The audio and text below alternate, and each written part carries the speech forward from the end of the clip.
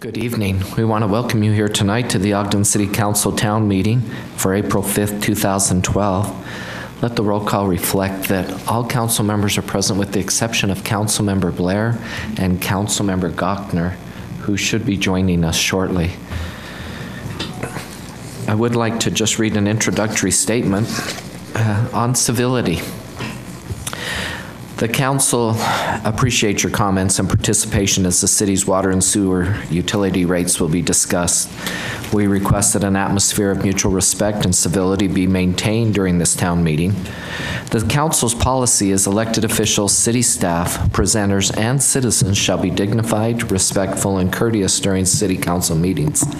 The city council values all opinions and points of view as long as they are presented in a civil manner. The council will not tolerate personal attacks, rudeness, disrespectful comments, insults, name-callings, or belittling comments. We desire to maintain an environment where everyone feels safe in expressing their opinions. Clapping, shouting, or booing during meetings is not permitted. All comments are important. However, if the idea you want to bring up has already been expressed, please refrain from commenting on that point. As we go through this process, we will gather pertinent new questions and provide answers either tonight or in the near future. If you'd like to be included in our email list for the topic, there is a sign-up sheet at the entrance out on the table. Comment cards are also available on the table for anyone wishing to leave written comments. We will be mindful also of to try to take a break, and we'll plan a break after the presentations and just prior to public comment. And we welcome you here tonight and are grateful to and thankful to have you here. So we'll now turn some time over to Mr. Glenn Symes, and he'll do a brief introduction.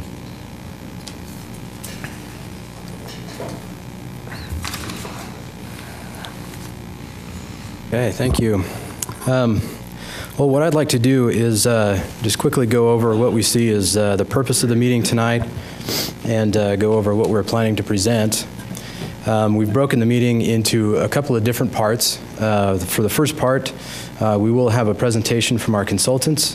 This presentation will focus on a couple of different scenarios for funding and timing of capital projects that have been identified in the capital improvement plan and the water and stormwater master plans.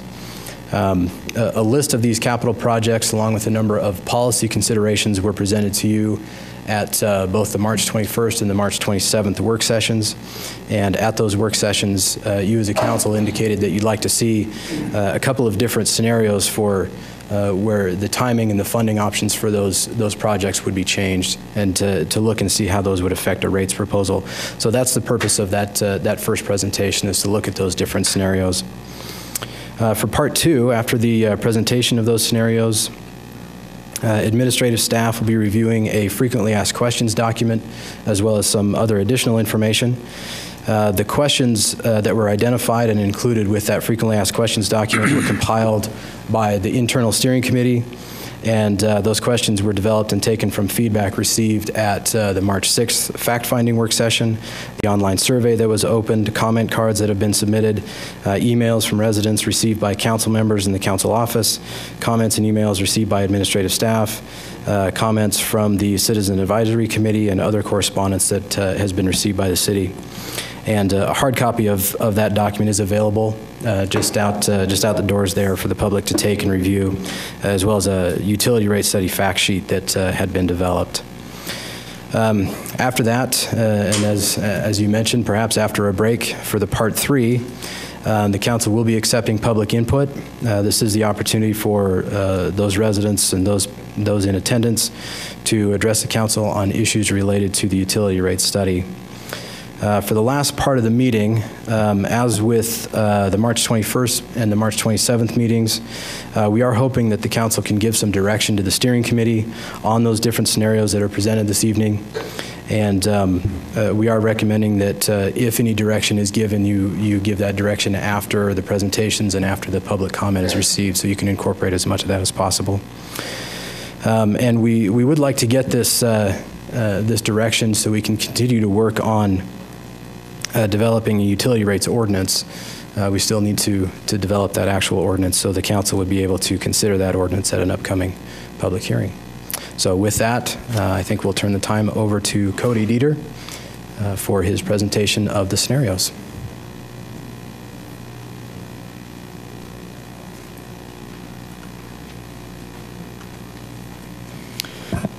Council members, it's good to see you again. Good to be here.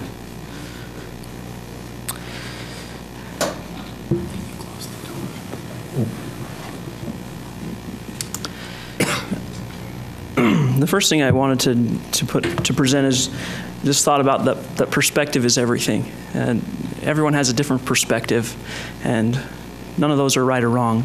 But I thought I would share a short story that I heard the other day about perspective. This came out of a publication related to municipal bonds. About a year and a half ago, there was this big uproar in the public that all municipalities are going to start defaulting on their bonds. That you were irresponsible government and they have bonded more than they could potentially pay off. And of course, that hasn't come to pass. Municipalities are very stable. Led by great people. So the individual who was writing this article shared this story about a high-powered CEO who walked into a diner and asked the waitress, "What's the special today?" And the waitress said, "A tongue sandwich." And he said, "Oh, that's disgusting. I could never put something in my mouth, eat that's been in an animal's mouth. That's gross. Okay, what would you have instead? How about the egg sandwich?" And I thought that was kind of funny. That, you know, yeah. So perspective is everything. It's all how we look at it and perceive things. So with that in mind, I want to move forward with the discussion today, and just remember that we all see things differently, and hopefully the information we present from the steering committee is helpful to the council in making a decision regarding the rates. So the agenda of items that I would like to discuss with the council today are these 5 items. Project funding scenarios. Last time we met it was the March 21st meeting, gave direction to us to present 4 additional scenarios related to the timing of the treatment facility and the potential of extending out some of the projects, including pipe replacement and some of the fire flow issues that were presented in the master plan. So that'll be the first thing we'll review tonight. The second issue is present a rationale for how a base rate is determined. And the next discussion will then be how can a tier structure be structured? What's the rationale behind that the steering committee has considered? The fourth will be a continuation of a discussion we've had in the past about how we capture revenue in the water system between the base and the tier. How much will be in the base? How much will be collected in the tiers? And we'll narrow that discussion down tonight. The fifth item is then an estimated effect on the monthly bill. Of these items that we have discussed, how will that affect someone's monthly bill, whether they're a commercial entity or a private individual? What are the potential effects of these decisions on their monthly bill? So those are a few of the things that we'll discuss tonight.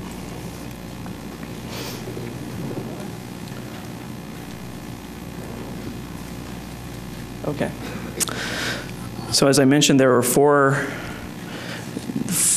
scenarios which the council requested us to review. These are the 4 scenarios. The first was the treatment plant being projected to be built in 2014, and that the pipe replacement would be done as outlined in the master plan.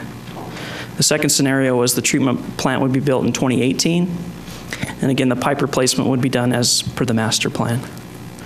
The third was the treatment plant would be done in 2014, but you would find a way to extend some of those projects that were going to be done according to the master plan and try to push those out beyond what they are intended in the master plan. And so the engineering department, Justin and his group, put their heads together and found a reasonable way of extending those out. And I think the comment that they made was, this isn't what the administration is recommending, but this is something that they can see this would be a reasonable way of going about it, although they don't think it's the best idea. But this is the most reasonable way of going about it. And then the fourth option is that the treatment plant would be done in 2018, and again, those projects would be extended on the pipeline replacement and fire flow. So is that assuming bonding for all of those options? Yes, there will be a bond in each of those options. The way in which we modeled modeled these 4 options was to push down the rate as much as possible. And so it did include bonding because that pushes out the payment of those projects over a 20 or 30-year period, which by default pushes down the rate, the effect upon the user rates. So yes, each of those scenarios included some sort of bonding. I was just going to ask you, Cody, if any of the scenarios did look at, minimal bonding or no bonding. We did do a scenario where there was no bonding, and it pushed rates to, in 2019 and 2020 era, whenever you're going to fund the treatment facility, to around the range of $90 per equivalent residential connection because of the nature of needing to build up that cash to pay for a treatment facility in 2018 or 2019. So we didn't present that here tonight. We presented it in the steering committee, and I think everyone in the steering committee said that's just unfeasible. We can't, if we're going to build that, if we have to do the treatment facility by 2018, we simply can't build up cash fast enough to pay for all of it. Yep. Is that $90 figure the total of the utility bill or just a segment? That would be the average equivalent residential connection charge for water. Okay. Yeah. And currently, just to give a comparison, it was 40 something? Yeah, right now if you look on the screen, there's, in 2012, $43.35 is your current charge per equivalent residential connection. So if you're going to try to pay for that with cash and build the treatment facility in 2018, it would be around $90. Then it would dramatically fall off after that point because you would no longer need to be building up that much cash. It would go back down to the $60-ish range or even a little lower, but it would dramatically spike and then go down. In 2018, is that the estimate? Yeah, 2018, 2019 timeframe, yeah. So there'd be 2 years that it would spike up. And it would build from where it is now up to about $90. It's a pretty straight trajectory, so it would be $10 to $15 a year from now until 2019. So each year would be added costs to that. Yes, roughly $10 to $15 per connection per year, per month over those couple of years. The steering committee, we just felt that wasn't really a feasible solution. I mean, it just doesn't make sense. So we chose not to present that tonight. But these four scenarios that are presented here are the 4 scenarios, aside from the cash option that you requested at the 21st meeting. And as you can see on the screen, this orange one is option 1, which is the treatment plant being done in 2014, the pipe replacement done per the master plan, and then the green line would be the pushing out the treatment plant to 2018. And there is a difference in cost. You can see there's a difference between now and 2015. We're assuming that you'll basically keep the rates moving upward at 5% under these scenarios per ERC. We assumed that there would be a smoothing of the rates rather than spiking them at one given time. This helps gradually push up the increase if it's needed. How did you determine the 5%? 5% just felt like that was a reasonable, educated guess. Yeah. Yes, Councilman Heyer, that's exactly what it was. Felt like that was stomachable, so to speak. The other scenario would have a big spike in 2014 of anywhere between 20 and 30%, and then it would just be a straight O&M 2.5% roughly every year after, which is currently in your rate ordinance, that you'll increase rates by the CPI index. And so that just didn't feel like, again, that was stomachable to push up rates by 18 to 30%. So we smooth those out at 5%. And these are operating under the assumption that we'd be charging the same franchise fee and fee in lieu of property tax. Is that on top of these rates, or is that included in these rates? That's included in these rates. If that were to change, it would change these scenarios. That's right. So the difference in 2017, you can see the spike in option 1 between option 1 and option 2 is about a $3 difference per ERC per month. If you were to, the difference between option 1 and option 2. And then if you were to do option 3 and option 4, which is going to push off the other pipe replacement projects, it's about a $1 difference here. Could you explain what ERC means? Yes, I will. ERC is an engineering term that stands for equivalent residential connection. It's a way of trying to compare connections on the same basis as a residential connection, which is the majority of your connections is one equivalent residential connection. And commercial connections are then converted into a standard equivalent residential connection based on their amount of usage.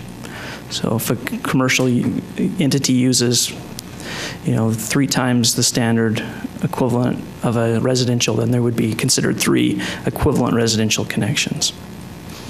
Option 2 and 4, did you take into consideration the inflationary rate to that? Yes, we did. We looked at the ENR, which is a construction standard industry indices of construction inflation. It currently last year was at 2.9% inflation, and so we used that going forward. So the project cost 2.9% every year between 2015 and 2019. It went up by, I think it was about 11 million in 2014 and went to about 13.5-ish million between those two.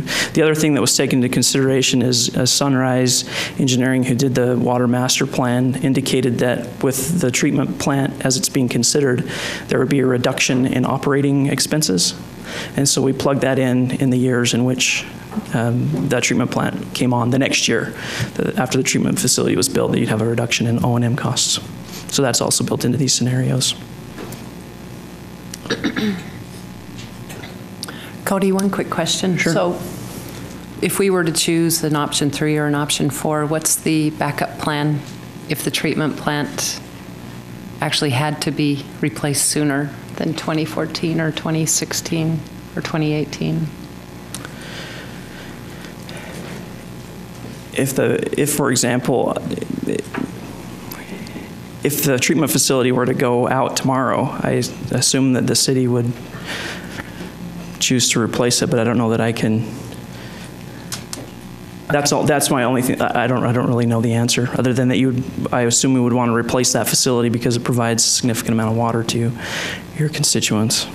Maybe a better way to ask that is what would be the ramification? I think we can assume some of the things like increased construction costs because you got to get it done quicker, yes. Things of that nature. I think it absolutely would have to be done, but what would be the effect on the budget and that kind of thing? And could you anticipate that?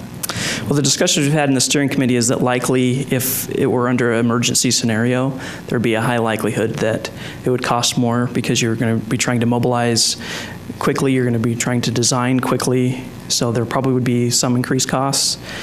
Certainly if you needed to bond for this project, which we have assumed in each of these scenarios, there's a likelihood that your interest rate would be higher because you'd be going to the rating agencies, and under an emergency situation, if with a plant that's this old, they would probably say, I assume that you saw this coming. Why are you here in an emergency rather than planning in advance? And I think that would hurt you in a rating situation, and the rating translates. Is it a 10% increase? Is it a 20? I don't know.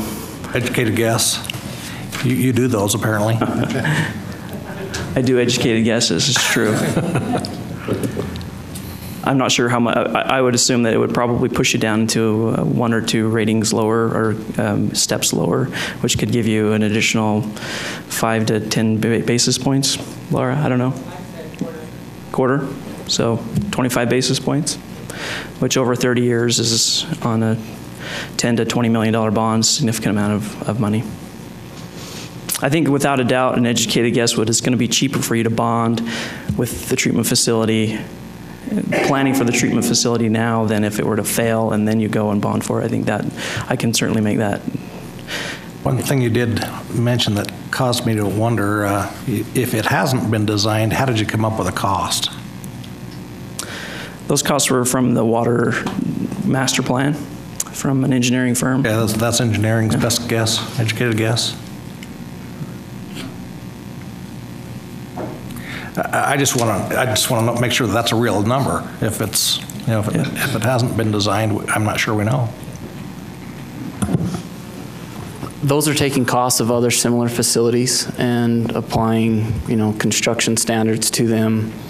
So yes, those are hard cost numbers that are real. Those are not guesses. Okay, thank you. All right. Other questions before we move on? The next item that I would like to address with the council is the concept of how do we come up with a rationale for the base rate. Right now you have a base rate for a 3/4 inch and a 5/8 inch connection, and a different base rate for a 1 inch and a 1.5 inch and a 2 inch.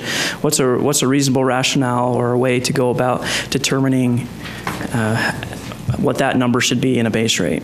And so I'd like to describe the methodology with which we've gone through to determine that. First of all, the base rate right now is calculated per equivalent residential connection, per ERC. So as we described earlier, one ERC is 1/5/8 or 3/4 inch residential connection.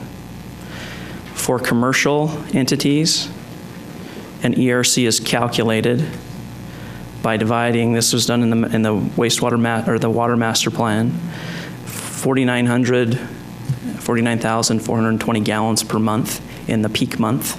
That's how the water master plan determined how many ERCs you currently have in your system.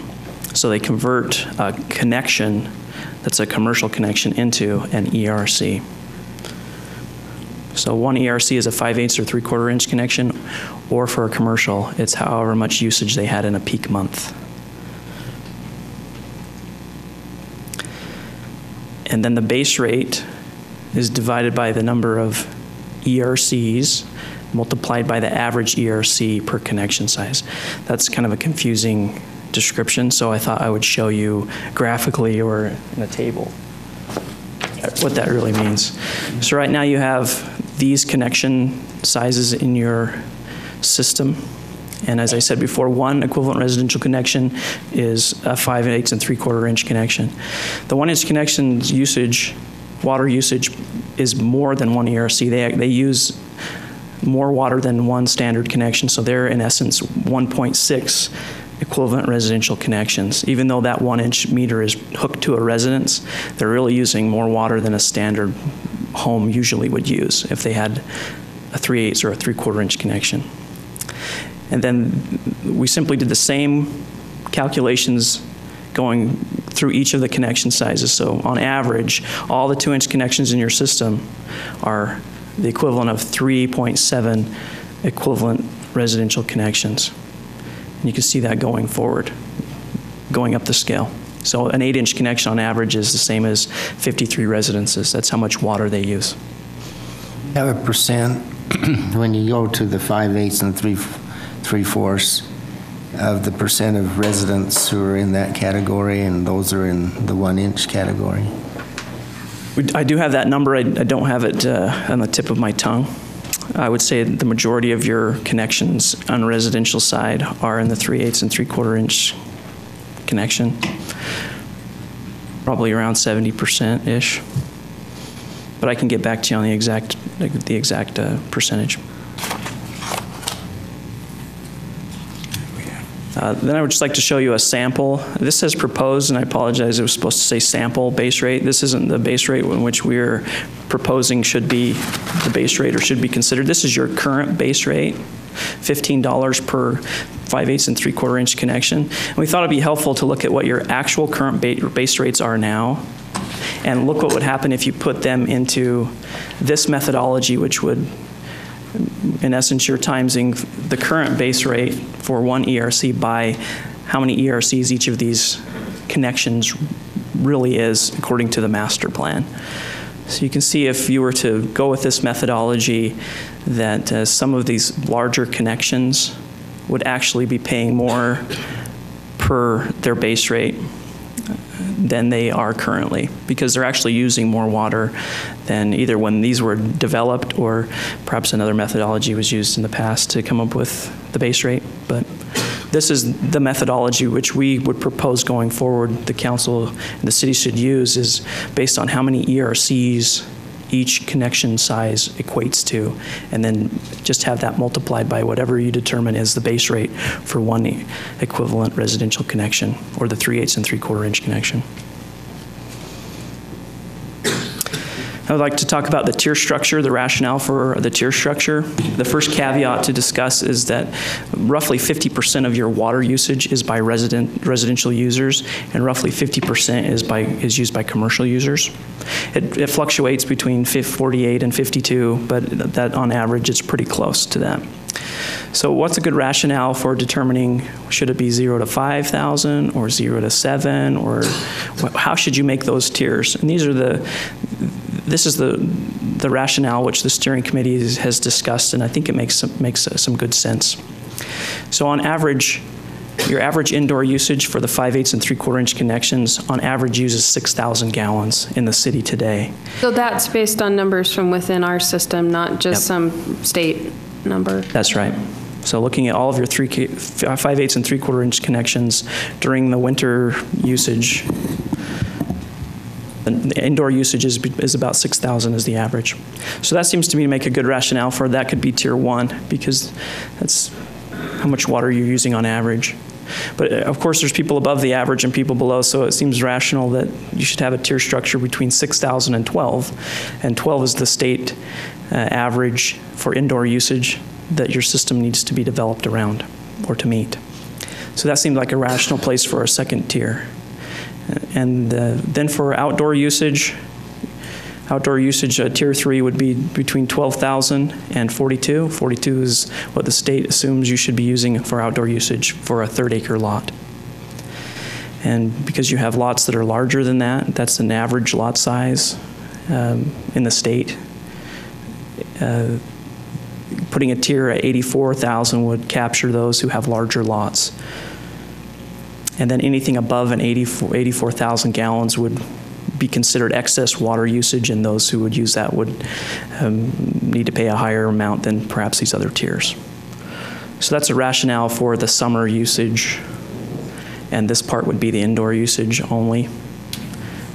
And then anything above 12,000 gallons for indoor usage would, in our estimation, be excess usage.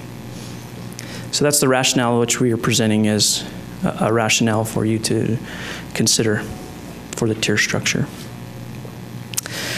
For the commercial tier structure, we determined in the steering committee that it is more difficult to find benchmarks of commercial users who are similar enough to really have these same benchmarks of usage. And currently you don't have a tier structure for most of your commercial connections, so we're proposing that you'd have one tier structure for all commercial usage. It would be on one tier structure, which is the way the majority of your large connections are at this point.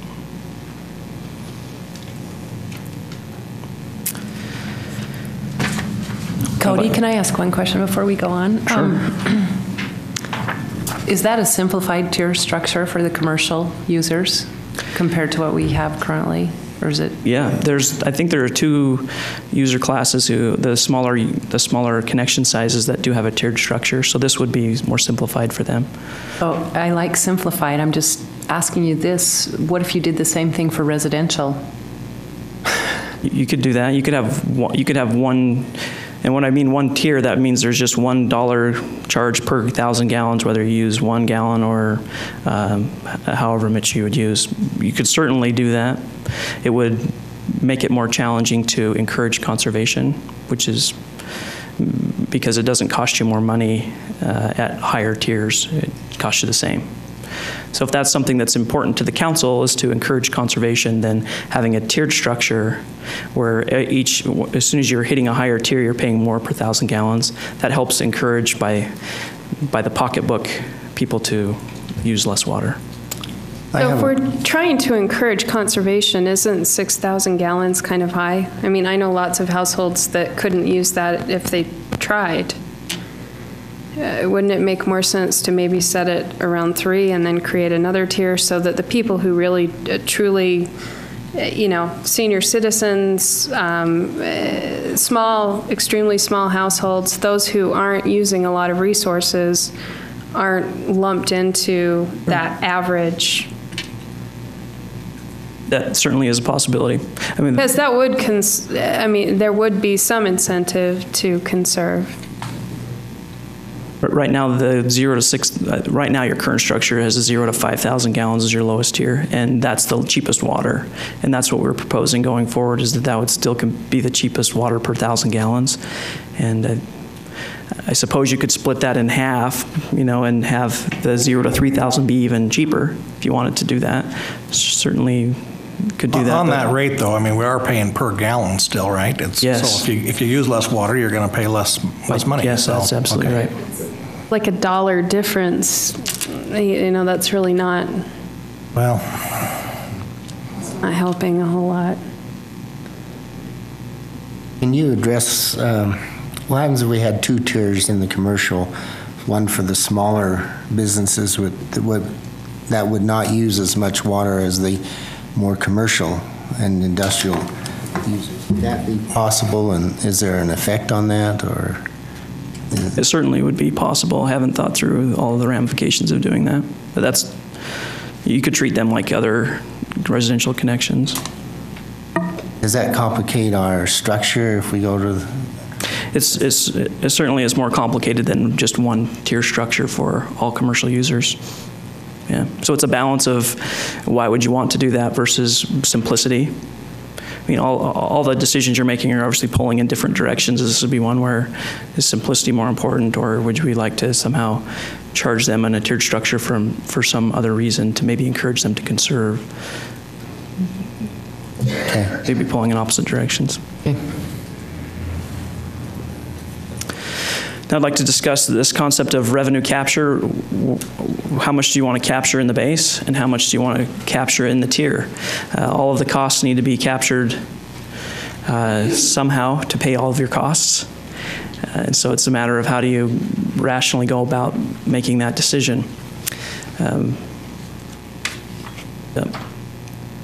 So the first step in my mind is determining the base rate per equivalent residential connection. How much do you want to charge in the base rate for that 3/4 inch and 5/8 inch connection? And once you figure that out, it'll filter through the information that we presented a moment ago about the base rates, that they're done by each ERC per category. And once you have figured out how much you're capturing in revenue from that, then it helps you figure out how much you need to capture in the tiers. Basically, you just subtract how much you would get from the base based on how many connections you have, and then the rest need to be made up on the tier side. So the steering committee has recommended 3 options for your consideration of ways to split between the tiers and the base rate. So option 1, if we were to assume that you needed $46.73, which is one of the proposed options. This is just for illustrative purposes only. Option A would be, let's try to recapture 40% of that cost in the base and 60% in the tiers. Or option B would be, let's try to capture 35% of all the costs in the base rate and 65% in the tiers. And option 3 would be 30 and 70. So here's a sample of how that would work if we were trying to get $46.73 and we're talking about summer usage. The base rate would Cody, right there, you just said summer usage. So is it a different suggestion for winter or a discount for summer? It's only, I guess I only divide it up so that it would be the same, indoor usage would be the same cost, would be the same charge. Okay. But I did do 2 charts just so that so it was clear that there is going to be a different tier structure for those who do not have secondary water and rely upon the city's culinary water to meet their outdoor needs. Okay, we'll get to that. Thank you. Yeah, good clarification. So in this scenario, if you were to choose scenario A, the base rate would be $18.69. Option B would be lower in the base rate, and option C would be even lower. And then the tier structures are inverse. you'd have to capture more per usage category in order to get sufficient revenue to cover all of your costs. There's only 10% difference between the upper part of the, I mean, there's not a whole lot of difference between that higher, the 40% base rate and the 30% base rate that you're trying to capture.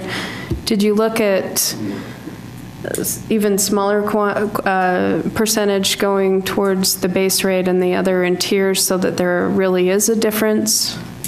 For example, going, if I could say, going this way, where it was 20, yes. We looked at all the way from to 10-90 split and all the way to the other side of trying to capture 90% of the costs in the base and 10% in the tiers. We did look at all those scenarios in the steering committee, and it was determined that these were the more rational and seemed to be a more logical approach because of the risk of having less in the base going this way greatly increases your risk of not capturing sufficient revenue in a year where either it's a wet year or people jump on board and really determine they need to conserve. Then you could be in a position where you wouldn't get enough revenue and you may have to come back and increase the rates, even because people are conserving, which would be an awful thing for the city to have to do. But we did look at those options. And in this tier structure, we also, again, have the commercial tier structure under one tier. They're charged from first gallon to the however many they use under one tier, not escalating upwards over time or over usage. So the commercial users would be one charge per 1,000 gallons, regardless of how much they used, which is currently how your system is structured. And then for winter use, sorry. There we go. Same concept. Simply the tier would be higher more quickly so that there would be a punitive effect or an encouragement to not waste water or an encouragement to conserve water, however you'd like to think of that. That would be the effect. So I think that just shows the concept of how you could split up between the base and the tier. And we'll certainly be circling back to these discussions at the end of the meeting so we can get direction from you as we prepare for the May 1st public hearing. But hopefully this frames some concepts for you. So now what we'd like to show you is getting all the way down to more of an understandable level of how will these decisions impact an actual monthly bill, or potentially how could they impact a monthly bill. So after you've gone through and made a determination of, when we started off those 4 scenarios of funding the treatment plan in different phases, after that's been determined, then you'll need to determine how are we going to split up between the base and the tiers. And once those determinations are made, we can see what the effect on a monthly user's bill would be. So what we've attempted to do is show you those, which would be 12 different scenarios right here, very quickly and briefly in a way that's hopefully digestible so that you can see how that may potentially affect you if any of these 12 options are used. Okay, so this has a lot of moving parts, so I'll try to make it as understandable as possible. But under scenario A, where the base rate is 40% and the tiers we're trying to capture 60% of the revenue, you have the different connection sizes here. This section with secondary, this section without secondary, and it would be assumed that those who have secondary, this would be the same as if you have secondary, but this would be your winter usage. This is you could think of this as indoor usage with secondary, and this would be during those months where you have outdoor usage. And the idea was, what's the approximate average usage per each of these meter sizes? So we could come up with an average bill based on these averages of actual usage. So again, 6,000 is the average use for a 5 5/8 and 3/4. 10,000 is an average indoor usage for a 1-inch meter, and so forth. With the exception of this 35 million for an 8-inch connection, you do have users in the community large industrial users who use a significant amount of water, and this was put there to help them understand how it would affect their bill as well. So this is your current rate structure. If you were to use 6,000 gallons, you'd be charged $21.72. Under the current proposed, any four of the options, we are assuming a 5% rate increase would be necessary in 2013. So you'd see the bill go to $27.69. And then in 2017, as you remember, those started to deviate, those four lines started to deviate in about 2015, 16, and 17. You can see the difference in the rate at the end of that period. They all go up. And then for an industrial user, you can also look through all of those at your leisure, but to look at the large industrial user who uses a significant amount of water, 35 million gallons a month, their current bill is about $78,000 under the proposed. If you were to use this 40-60 split, their rate bill would be about $79, and then the future would be in these areas here. Under scenario B, where you have less of it in the base and more of it in the tiers, the base rate goes for this 5/8 and 3/4, or excuse me, the bill, average monthly bill, estimated average monthly bill would go down a little bit, about $1, and it would go up for the large user. So maybe I'll flip back. So that's what it would be under scenario A, and there would be under scenario B. So. Without the secondary, people without secondary, the bill that you're showing, the average bill, is that a year-round average, or is that a? That would just be during this is assuming the summer month. That is a summer. Yeah, that'd be a summer representation month. then. Yeah. That's assuming that you're using 20,000 gallons. Yes, that's correct. Yeah. I mean, we had a large table that had, lots of different usages on the side, but that was just so much information, it just didn't seem to make sense to show that to you. It wasn't very digestible. So that's scenario A and scenario B. And then scenario C, if you were to have 30% in the base, capturing 70% in the tiers, that pushes down the average bill for these smaller connections and significantly pushes it up for the largest users. You see that's a pretty significant jump. From 86,000 to 123,000. It's a pretty significant jump by changing that. So those are hopefully a table that shows you more down to earth what could potentially happen from these decisions that you're making. Just to review the things we've talked about, and again, we'll be circling back to these at the end of the meeting and asking you for some direction on, we need to hone down to one scenario so that we can present that at the public hearing. We reviewed the project funding scenarios, the rationale for the base rate, the tier structure, and we talked about how it should be divided between base rate and tiers, and then what the implication is on a monthly bill, an estimated implication on a monthly bill. So that is the information that I've provided at this point, and if there's any other questions at this time, I'd be happy to answer them. Otherwise, I'll be circling back at the end of the meeting and we'll go into more detail. So, I have a question that's kind of, I've been trying to wrestle with, and you being the professional maybe could help me with the idea of conservation versus punitive rate structure. In as much as we've got most of our citizens, a little over half, that don't have secondary water.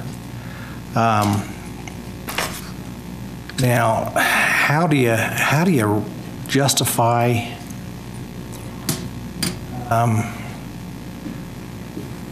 a lot of weight on conservation when you got this other scenario that really about half the citizens are going to bear the bulk of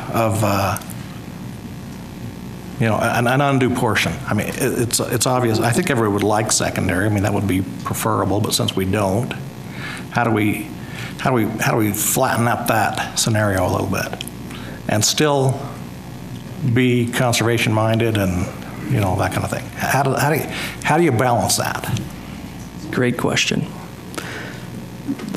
Much of it is policy from your perspective of there's a certain number of costs that have to be paid to provide water. Absolutely. You know, you gotta, I think that goes without being said. Yeah. We gotta pay the bill. It's a question of who bears those costs. Is it spread equally among all users? And if you have secondary or not, it doesn't matter because a gallon of water is a gallon of water. Costs the same to produce one. Is it whoever uses it, whether it's outdoor or indoor? And one more question. And I'm not sure you're the one to ask this to, but when we talk about our water utility, I mean, it is virtually a business that the city owns. Yes. And we are in the business of selling water. That's how we pay the bills that we incur and that kind of thing. So is it a philosophy that we conserve, or is it something that is something we need to conserve? I mean, are we in danger of draining the pond? And there probably is a reason to be concerned sometimes, and maybe not others. And how do we adjust for both of those scenarios? Great question. I don't know that I know all the answers. You may not be the one to ask that. I don't know that you're dying of you do have water available, but I wouldn't even offer an opinion of whether it's enough or not enough. Certainly isn't my expertise. But in terms of the philosophy of should you encourage conservation, that's certainly very much a policy decision, and I have my own personal feelings and professional understanding of that. And if it would be helpful, I would, conservation from my own personal perspective is good. I mean, it's a limited resource. Yeah, I think 99% of the people would agree that you don't want people wasting water. Yeah. But do we want to make it punitive enough to where people are feeling like they can't keep their grass green or things of that nature? Yeah. I think that's our biggest challenge, is try to find that equilibrium to the point of conserving. We definitely live in a desert, and water is very valuable to us. But also we have the objective to pay our bills and meet our fixed costs and some of the costs that are producing that water. So I think that's the big challenge that we have placed before us, is try to reach a point by which we can encourage the users to conserve water, but also find a method by which we can pay the cost of producing that water. And that's the challenge we have. So we're trying to do together. I think water that's, not being put on lawns, I mean, we're treating water. We're building a system to obtain that water and treat it and deliver it. Water that's not being put on lawns is something that can be used for people. And I think we do need to recognize, we live in a desert, and from a long-term perspective, I think it is smart to encourage conservation and maybe have people rethink, growing Kentucky bluegrass in a desert in the middle of summer takes a lot of water. And there are options. It's not like we're going to have rocks and cacti in our community. And there comes a point where, if you have a financial incentive, if your bills are high enough, people start to conserve water. The problem with that thought process in my mind, and this is just in my mind, that it is unequally levied upon the different groups in our city. There's those without secondary. They're not going to be impacted much by whether they conserve or whether they don't. Actually, I think they will be in the future. Well, you mentioned it earlier. I mean, yeah. 1,000 gallons is a couple of bucks. Yeah. And I talked to one person, they use 800 gallons in a month. I don't know how they do it, but they do. But what Cody's telling us is that the average is 6,000 in our city. And so, and if they use 8, it's if it impacts them a couple of bucks, it's probably not that much. I guess what I'm trying to grapple with a little bit on this is that the incentive to conserve maybe ought to be more an education issue as much as anything, because I think that's going to incite people's feelings of this is the right thing to do. But on the other side of that, is it fair to have those who conserve subsidize the water rate that's paid for those who don't? And that's essentially what's happening when we set that minimum level high, or when we have, high base rates that are. Well, those who conserve that don't have secondary are. And that's maybe something that it's going to be a discussion. We're not going to decide that, I don't think, right now, but I think we need to take some scenarios and kind of really put it to a quantitative test. Well, and I think long-term, we can't expect that those with secondary water are just going to have an endless supply of free water.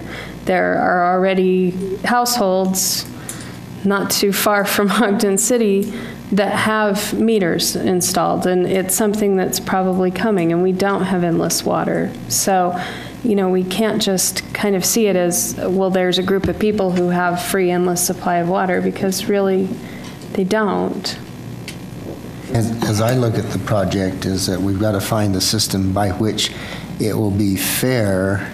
You talk about fair, and you talked about that the other day, but it has to be fair, maybe not to one-on-one, but it has to be fair within a scope by which everyone is treated the same. And that's how I see our responsibility also, is to find a system by which we can be as fair as we can, but also meet the responsibilities that we do have and conserve water. So I think those are three big, large challenges that we have facing before us. Plus, we have projects that are not going to impact us today, but it's going to impact us into the future.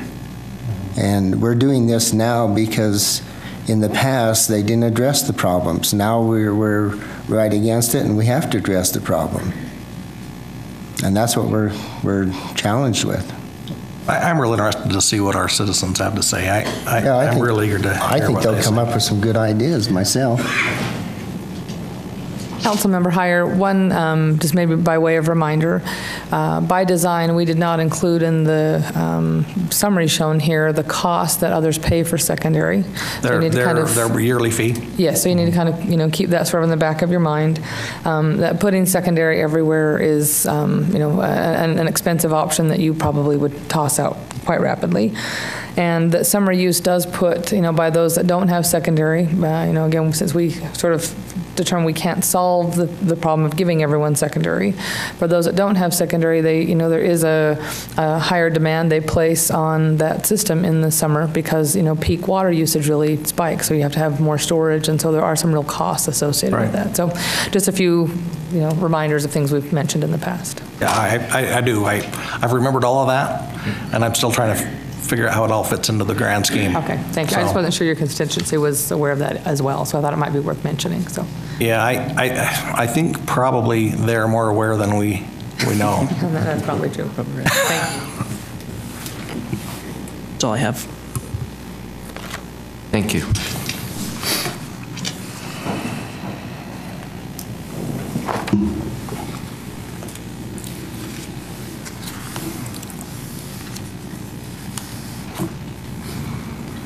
Chair Gardner, members of the council, Mr. Johnson.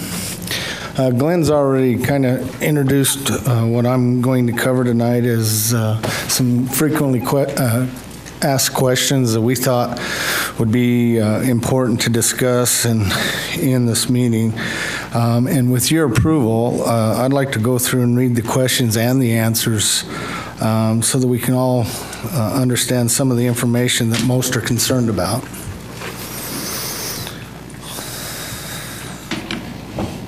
I thought the 2008 bond funds were supposed to replace all the water lines that had problems. Ogden City water system has approximately 301 miles of distribution pipe and covers an area of approximately 27 square miles. The 2008 bond funds were used to replace 5.6% of the pipes, or about 18.5 miles of pipe. The remaining 282.5 miles of pipe were not addressed with the bond funds. Not all of the city's water pipes need to be immediately replaced or upgraded. The average age of the pipes in the system is between 40 and 50 years. To avoid replacing large amounts of pipe at any given time, the city is considering establishing a goal of replacing 1% of the pipe each year.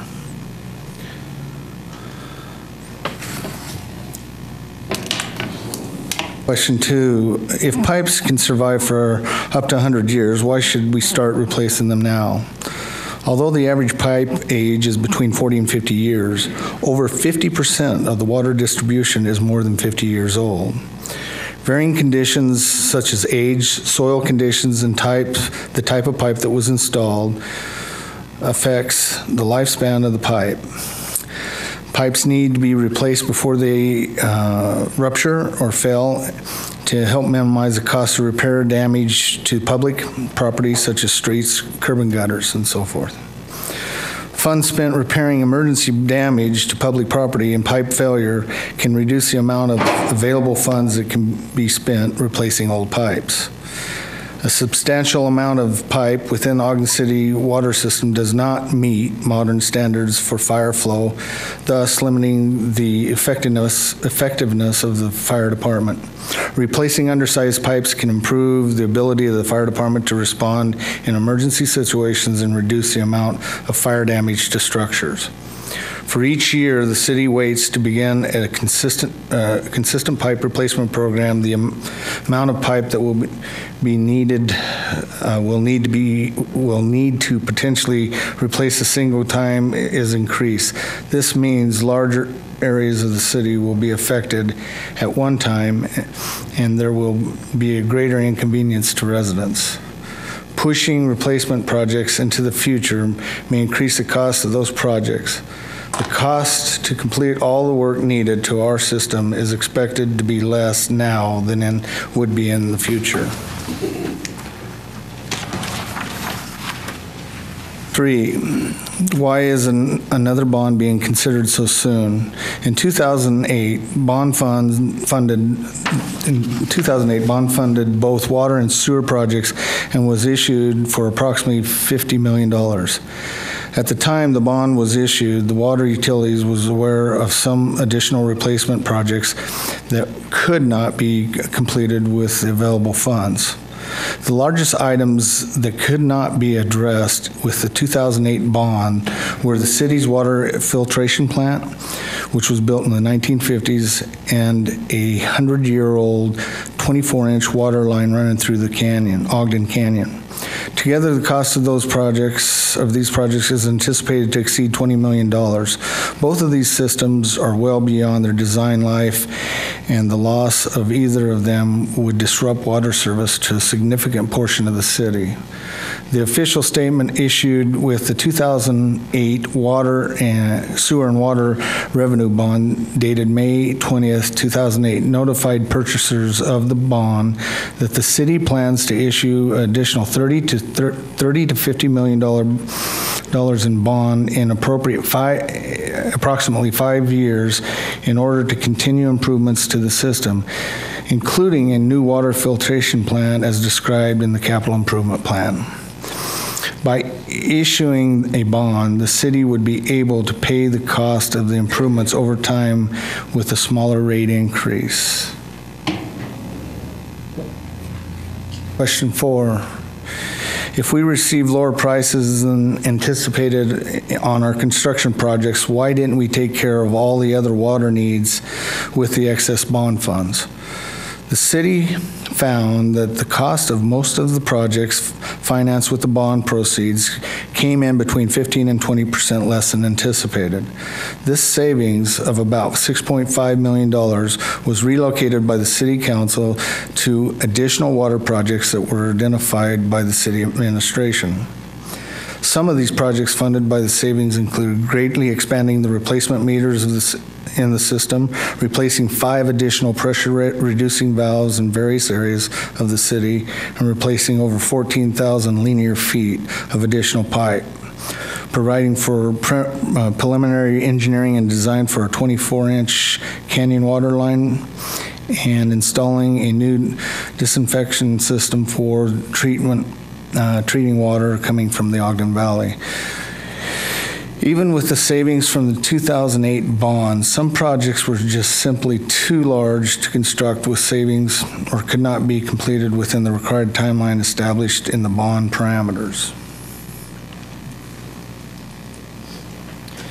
Question 5, why does the city sell water to Bonavista Water Improvement District? Ogden City Water Systems is designed to produce and distribute water on a year-round basis. Water usage by citizens fluctuates based on such things as time of year and temperature changes.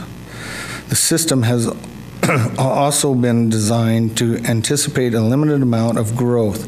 As a result, there are times when the system operates at less than ideal capacity. As per state requirements, a system must be designed for peak demand. When there is less demand, it can take the system less efficient or make the system less efficient because of certain fixed costs the city incurs to operate and maintain the water system, regardless of the amount of water that is actually used. If the city is able to sell water that is treated but is not used by its residents, this can help bring in additional revenue to allow the water system to operate on a more uniform level of production. If the price charged for the water is more than other competing sources of water, there would be less incentive for the purchaser to enter into a transaction, and the city water utility would lose the benefit of those additional revenues. Ogden City ensures that during times of high demand, it has not committed an unreasonable amount of water to users outside the city system. The city's agreement with Bonavista establishes a maximum amount of water that Bonavista is able to use, and the same price is charged regardless of whether or not this maximum amount is used. Revenue made with this agreement helps to keep our water rates as low as possible. Without this additional revenue, rates may need to be increased to cover the revenue loss, or cuts may need to be made to the water utility. Bonavista serves a small number of connections that are located within the city boundaries, but to whom the city isn't currently able to provide service. By providing water under contract to Bonavista, Ogden City is able to support services to those connections.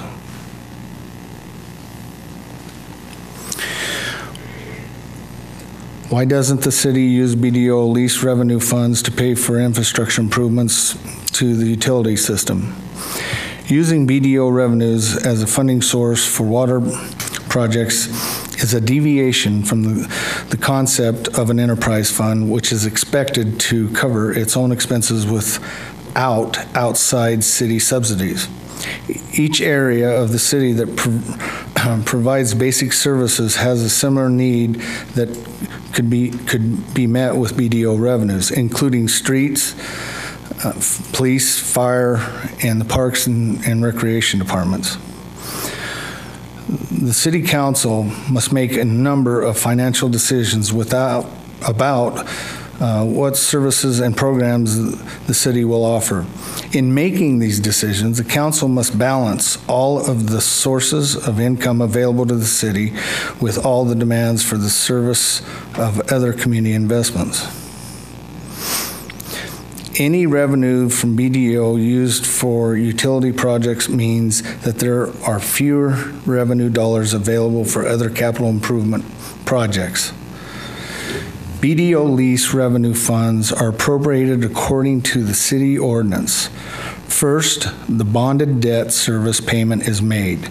After the debt service payment is made, 50% of the proceeds must be used for the funding of citywide capital improvement projects. After the debt service payment and the 50% for citywide capital improvement projects, then there is up to 10%, but not more than $150,000 is appropriated to the capital projects identified in the various community plans. If any funds remain, the city may use them for early retirement of city debt or other projects or programs as deemed appropriate by the city council.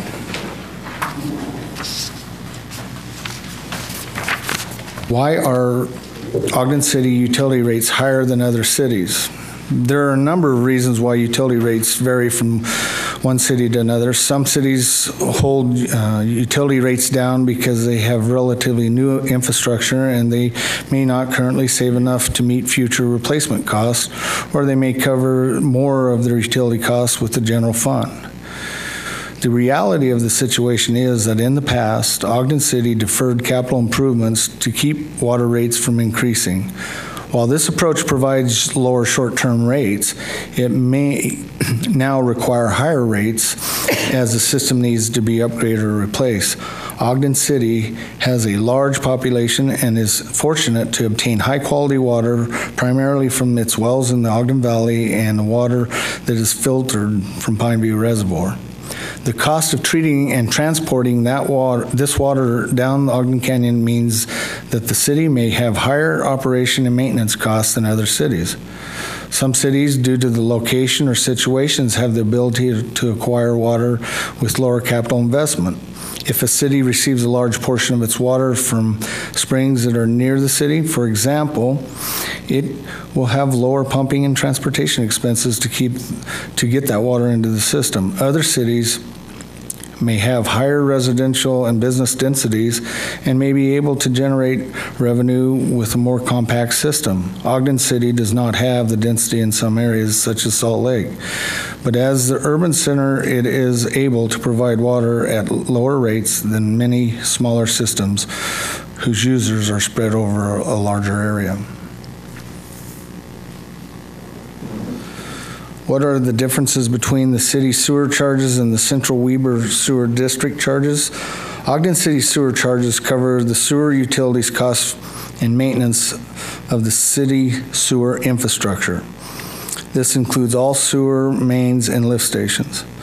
Maintenance of those lines include a schedule for preventive maintenance of backups through flushing of lines and scheduled grease removals. Ogden City sewer costs also cover pretreatment functions within the community to assure required compliance with regards to grease and sand removals at sources. Central Weber Sewer District owns and operates a sewer treatment plant that processes sewer from several communities, including Ogden. A cost for this service is then billed to each city that is serviced by the plant. Those costs are broken down to the sewer connection and listed as separate line items. This helps to inform citizens the cost charged for the district treatment.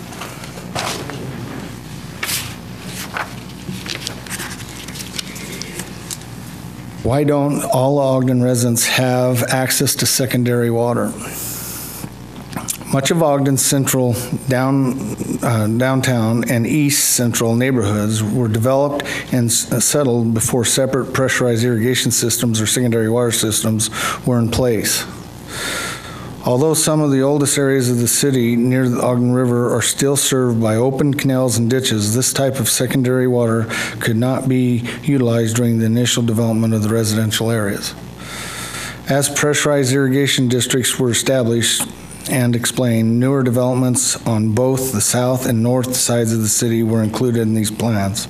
Ogden City does not operate a secondary irrigation system and cannot force secondary water providers to enlarge their service areas within the city. The city cannot control where there is access to secondary water and what water rights are made available and issued. And in some cases, the opportunity to have access to this may have already passed. Even where a secondary system could be expanded, significant challenges remain installing new infrastructure in part of the city that are built out. Such systems would have to be installed in the public right-of-way, which would require routing around existing utilities and repairing damage to streets, or in the backyards and public utility easements, which would mean replacing landscaping and fences. While Ogden City is interested in encouraging providers to extend secondary irrigation to additional areas in the city, the participation of each property owner would likely be mandatory, and the initial cost of this extension would require many years of repayment, potentially decades, before it resulted in any overall savings to the water user.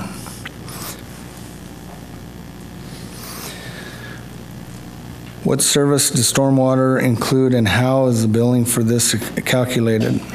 Service provided by stormwater utility includes maintenance to the infrastructure that conveys stormwater, streets and gutters, sweeping, cleaning of storm drain inlets and dipstones, and complying with EPA and state requirements. This also includes regular inspections of stormwater infrastructure, maintenance of storm sewer pipes, detention and retention ponds, and lift stations. This also addresses emergency response to flooding and hazardous spills, annual inspections of high-priority facilities, dye testing for illicit discharge, public outreach, and education. In addition, there are specialty equipment items that assist in the cleaning, maintenance, and emergency situations. The billing is calculated based upon evaluation that was conducted in the 2002 calendar year and adopted in January 1st, 2003, and was based upon an ESU, equivalent service unit.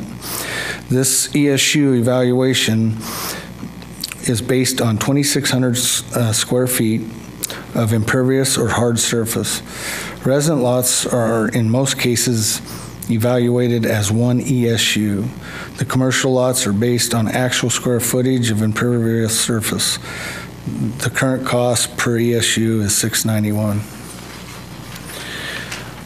I'm going to let John Arrington answer the last two questions, and then he will have some additional information for you.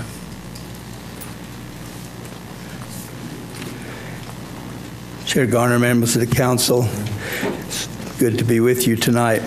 As you see, this question is, why does the water utility contribute a percentage of its revenues to the Ogden City General Fund?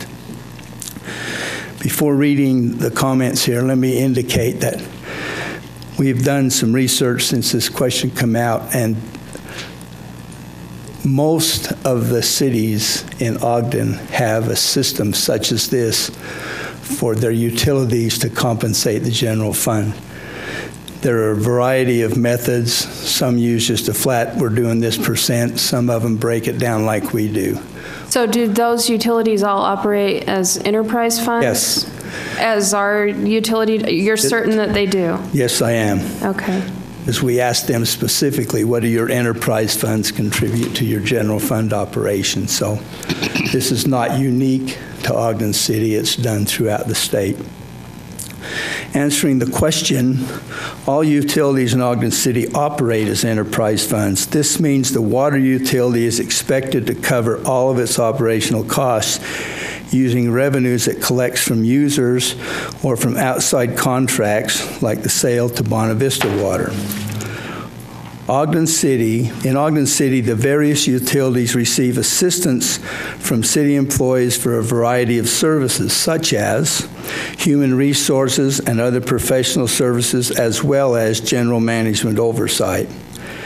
The City Council has determined that in order for the enterprise funds to adequately compensate the city for these services and uses, a fee of 5% of the operating revenues is charged for administration. We had some additional questions from a citizen asking, well, you know what, since we're dealing with base water rates, how much of that is generated from the user fees? In looking into that, I find that the following information. There it is. In the water utility fund, the operating revenues are not just the sale of water, but they're the rental of fire hydrants, hookup fees, and that sort of thing. However, the sale of water in the water utility fund is over 97% of the operating revenue. So what you're talking about tonight is not affected materially by the other just under 3% that's charged. In the other two funds, the rate is 100% to 99%. So what we're talking about in your rate structure covers the majority of those, of this 5% fee. Just following up a little bit more on that, the question was also asked, what other things do these utilities pay for?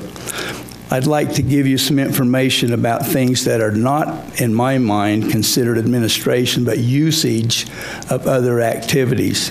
For instance, the rental that they have of the buildings they occupy. The buildings are owned by a municipal building authority. Consequently, they pay a fee to lease that facility, which provides the municipal building authority money to make the bond payments that built it. So that's an additional usage fee that, you know, they're just basically renting the buildings they're in. Another thing that is a usage type thing and not an administration thing is the IT service that they're provided. They have PCs, access to the internet, access to our internal accounting system. So each utility, in fact, each operation in the city, not just the utilities, pay that sort of fee. Then any repairs and maintenance that they have done to buildings by a facilities department of the city, like if they need some building structures done or something like that, then they use facilities operation of the city and they pay for that. Then all of the vehicles in the city, in our city, are owned by the fleet division. And so instead of owning their vehicles, paying depreciation, maintenance, and that sort of thing, they lease these vehicles from the facilities department. So there is a charge for their use of vehicles, as well as the fuel that they use. So those are payments to other operations of the city, but they are operational costs that, you know, they need to operate their vehicles. Those are some things, just so you know, above the 5%. The 5% is strictly the administrative support that they receive. Going on with the comments, other utilities operating within the city, that is Rocky Mountain Power and Questar, are assessed property tax and franchise fees. The city provides utilities do not pay either of these. The franchise fees are charged to other utilities at 6%, so that is the percentage charged to the city utility funds on their operating revenue, which I explained the breakdown of. As far as property tax, 6% of operating revenue is charged to the city utility funds. These two combined represent the fiscal charges. Fiscal charges, in addition to the 5% administrative charge, add up to the 17% that was in question. So just also to follow up on another comment by a citizen, in the administrative charge and the fiscal charges are computed. In addition to that, as might be understood, the water utility provides the billing service for the two sewer funds and refuse. So to help support that cost in the water utility fund, they charge the two sewer operations and the refuse a billing service fee. In addition to that, because of meter charges, the sanitary sewer fund is charged a meter reading fee too. So, but those go to the water utility fund, not to the general fund. So could you explain how our operating expenses and the fiscal charges, like through contracted agreements and fiscal charges, have gone up about $3 million in the past couple of years? within that fund. I'm just trying to figure, you know, I realize, you know, we had a rate study several years back. We changed the rates. The fiscal charges since... They've increased. I'm assuming part of it is because of that, but I'm just wondering if there's a way to cut some of these fees that we're paying. Since I have been with the city, those percentages that I explained to you have been there. That's been the established rate, and it's based on operating revenue. So your question about how did they go up, basically because of that rate structure, and it's based on operating revenue, every time operating revenue is raised, then this percentage applies to that and increases the amount that goes to the general fund. But has the amount of service we're providing to the water utility increased that amount? I mean, do you get it? Well, I would say that the general fund operating costs are going up too. I mean, all the other revenues have basically gone up, and the expenses of the city have automatically gone down percentage-wise over the years just because our revenue stream has not been that high. But if you consider, you know, franchise fees, that rate's been 6%, and our property tax has been 6%. The property tax rate that's computed by the county is based on our property values. So all of these are based on a set amount of money that comes in. Is it standard for some of the other city-owned utilities that you looked at in surrounding communities to charge themselves property tax or a fee in lieu of property taxes, like what we're doing? I think some of them do. Others don't even break it out. They just say, we're charging this percent without any reason behind how they do it. I mean, even talk to some cities that just kind of don't have a set amount, whatever they need every year. At least in our system, we have a rate structure that we use. Mr. Arrington, just yes. not to put you on the spot, but Ogden City's been doing this for quite a few years then. Absolutely. And if our costs, in my tenure, it's been charged. And if the cost or expense to run the city increases, then this is passed on to the utility department. Is that correct? I mean, it hasn't. It's passed on only as their revenues, right? Their operating revenues change. I mean, it's not like we've said, well, we need more this year than last year for just some unknown reason. In my opinion, at least we have a basis that we can refer to every year. Have these percentages remained the same through the years, or have they been raised? Can you tell me what, you know, do you have any idea? How long? Yeah, I mean, are these consistent charges that have been going on through the years, or are these being raised? They haven't been changed in my tenure. I couldn't say how long that is, but... Say how long? 17% for water is what you're saying. That's been a consistent charge? For 25 years. Okay, well, that's what I'm asking. Has it been for 25 years? I was trying to avoid saying that, but see... He's only 39. I know. And yeah, you know, but to me, that is what is constant about this, is, you know, that we don't change we don't say, well, we need this year, let's change the amount, so.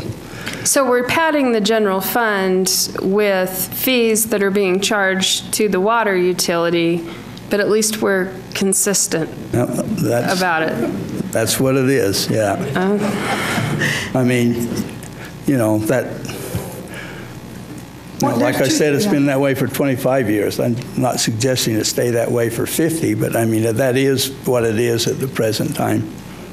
Mr. Arrington, this isn't necessarily for you, but I do think for the general public, they need to know that when we get into this Weber Sewer District charges, and it's a flat rate that we're paying to Weber Sewer District, I'm looking at my water bill, and it's $9.02 a month, that this is not just incurred by Ogden City citizens. It's spread throughout the county. Is that correct? I mean, I'm sure that's true, but that's a fact that I think the public needs to know. It's not something that Ogden residents buy themselves. And there's a lot of people thinking that because it says Weber Sewer that they think they're paying for Weber Water. And that's not what it is. This rate was put on our bill, and it was put on separately to indicate that that's what it's for. Yeah, I mean, we're talking about Central Weber Sewer is a processing function that has their own plant and have their own operating expenses. And that, they tell us every year how much that's going to be. And I don't know how many people are there. They just had a massive upgrade to their facility. And that has been a big pass-on charge to everybody. And that is throughout their system, not just Ogden City. It applies to North Ogden, whoever uses their system. Right, everybody who uses their system has had a massive increase the last 3 years in their sewer processing charge. And the same thing goes for stormwater. I mean, it's also rated on the ESU that you use in your home, but it's approximately $6.91.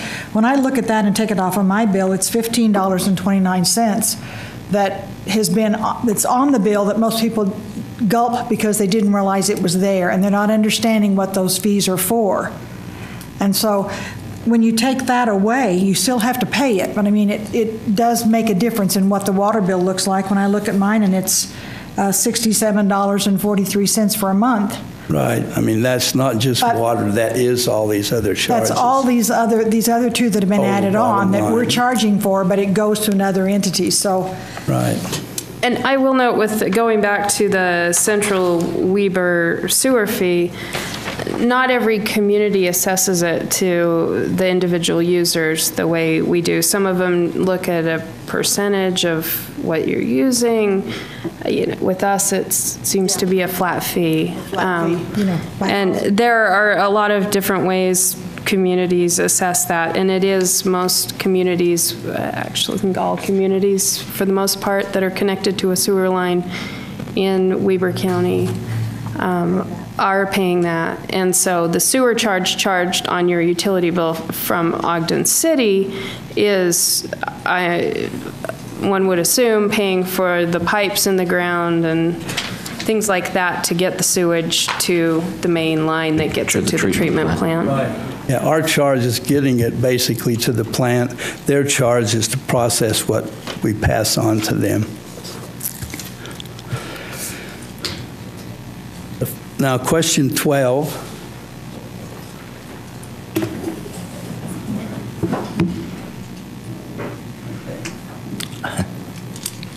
What is the Weber Basin Water Conservancy District tax? Let me begin this conversation before I get into the answers by indicating that Weber Basin furnishes two types of water. One is culinary and one is secondary. What we're going to be referring to here is their processed water that comes into our sanitary or our culinary system. It has nothing to do with what you may be paying for secondary water. That is a whole separate process of theirs.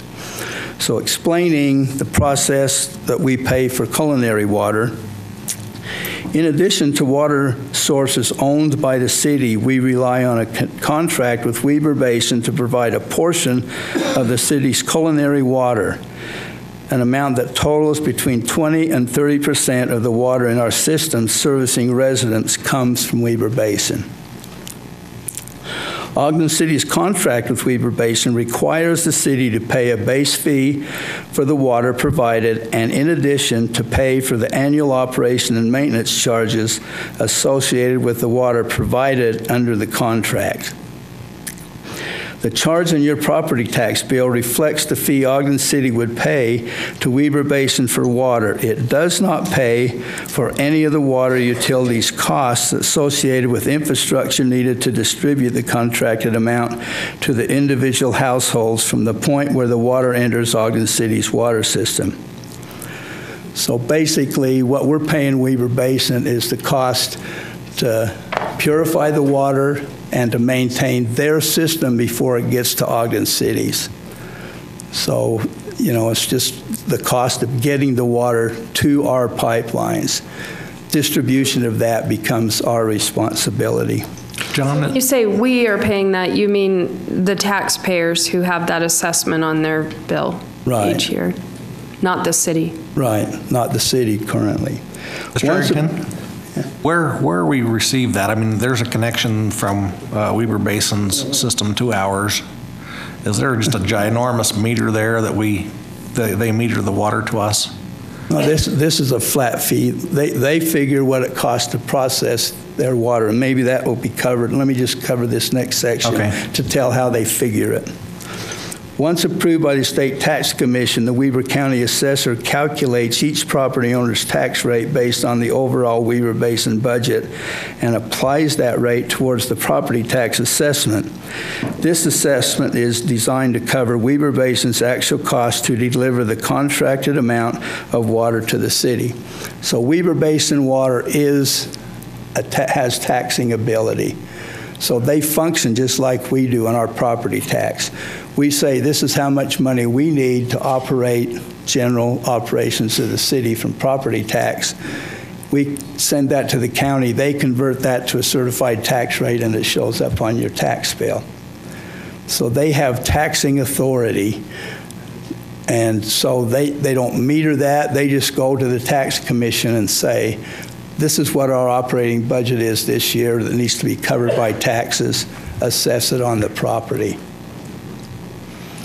So it's not metered, it's just, that's what they budget, just like we would budget, and then like we have to live within our budget, they have to live within theirs.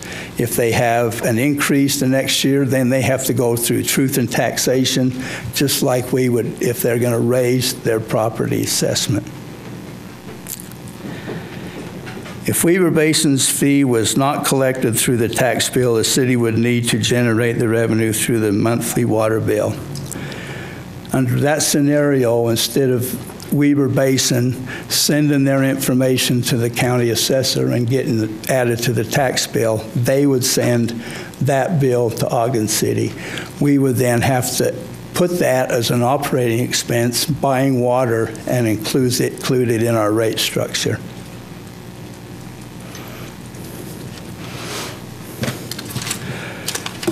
So that answers the questions. Thanks. In answer to your question, we actually have two places where Weber Basin comes into our system. One's at Country Hill Drive and Harrison Boulevard, just northeast of the intersection, or excuse me, northwest of the intersection, and out by the airport, just south of the airport, is the two places they supply us water. Do they meter it, or do they just, I mean, we're buying a finite amount of water from them. Justin, it's metered, isn't it? All Weber Basin water is metered. Yes.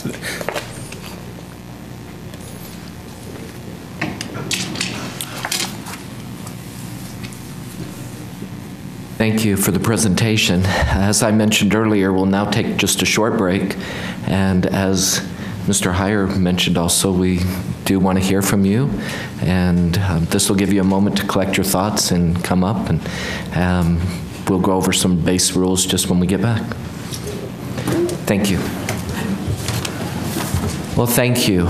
We want to welcome you back from this break, and this is a continuation of the Ogden City Council Town Meeting. And at this time, we do want to hear from our citizens. And as a reminder, citizens will have the opportunity to express their ideas and views, with comments being limited to 3 minutes. I've asked Vice Chair Blair to time this, so if you'll watch, he'll give you some signals and let you know when 30 seconds are left. And again, as a reminder, if it's the same message over and over, please, respect that, and we'll be happy to hear from you. Thank you.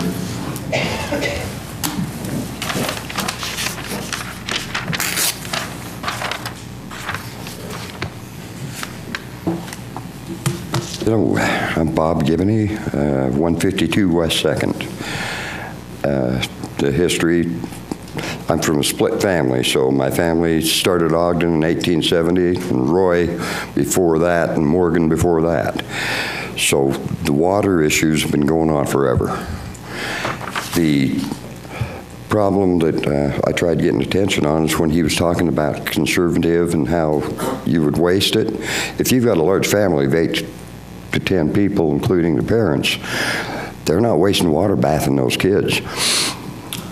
So you've got to consider a little bit of that on that, and you can't punish flood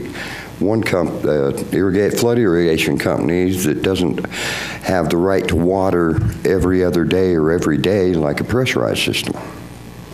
But the way it looks is that if you have pressurized or irrigation, your water bill will possibly be lower, okay? And on right now, partial pressurized system is being subsidized by everybody here that pays taxes on their property. There's 3 water taxes on there. You've got Weber Basin, which is not the sewer. Then you've got the Weber Basin water, Pine View water, and then a subsidy in there that the rumor is Mr. Renstrom fought because it subsidized the pressurized systems that everybody paid. When they put that in, when my grandmother moved in, my other grandparents down on Second, they told them that as the city built up, they'd bring the pressurized down. So from 12th Street over, you still had orchards in the 40s and 50s. So it never got brought down, but everybody still paid for it, and it's still on there. See if the city council can get into that money. And then I'll still be happy paying it. But Renstrom took it into court and he won on it, and somehow the findings didn't get transferred over to get it removed from our taxes. So see if you guys can just share that. Because that won't bother me half as bad paying it to you guys as paying for something I ain't getting. And it doesn't say that once everything is paid and built up on these bonds that our rates are going to lower again. And even with back east in DC, you know darn well, once they get it, they spend it somewhere else. So let's consider that once the bonds are down and everything, that everybody sort of gets a rebate and a little lower on their bills. And that's about all that I had on that, except thanks. Thank you.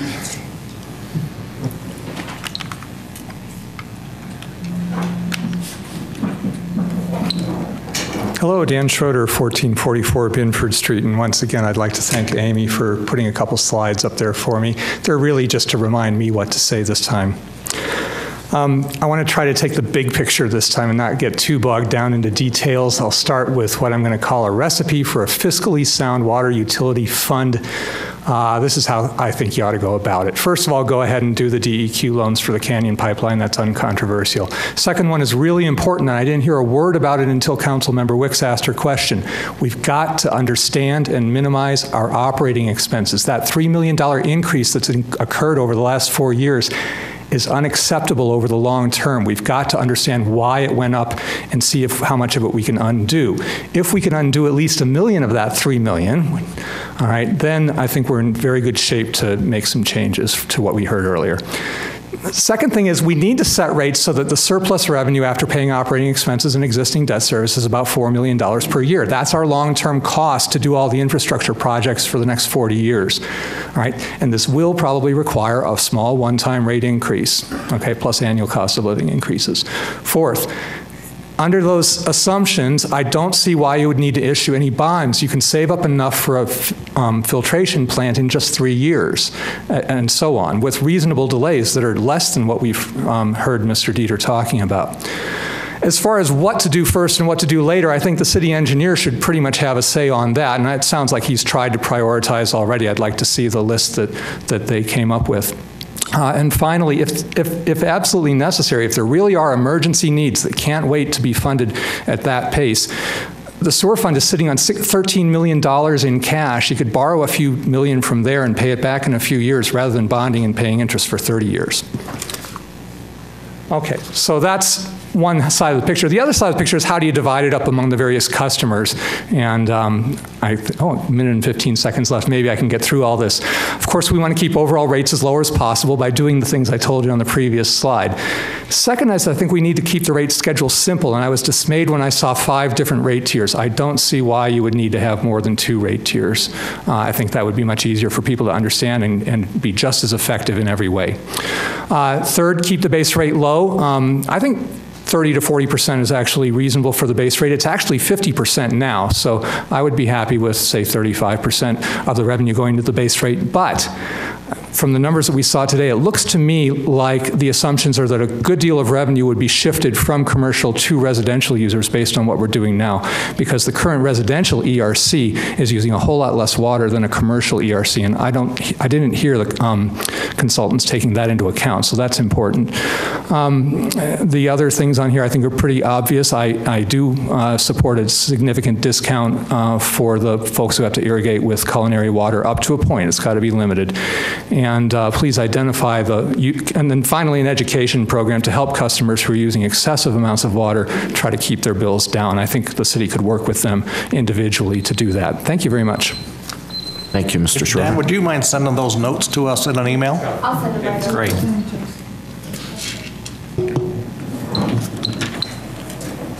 Deb Badger, I live at 1508 33rd in Ogden.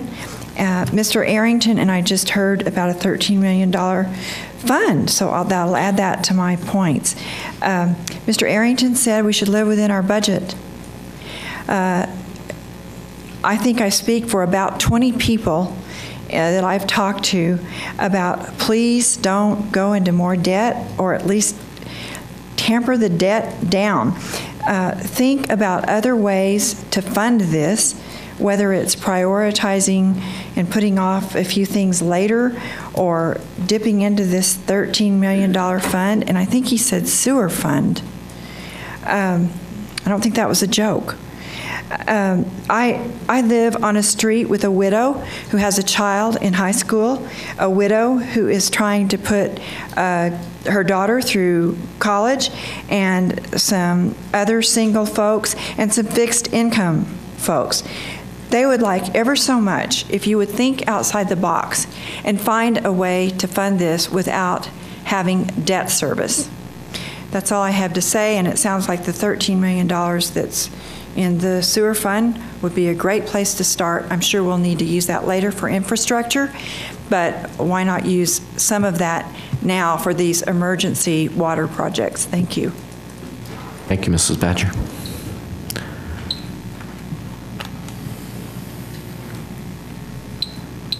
My name's Rob Garner. I live at 1614 34th Street. I'm not as organized as I normally am when I step up here, but long and short of it, you're asking for some significant projects that need to be done in the city. I don't think there's any doubt about it. The sewer plant and the pipeline down the canyon right on top. Having said that, though,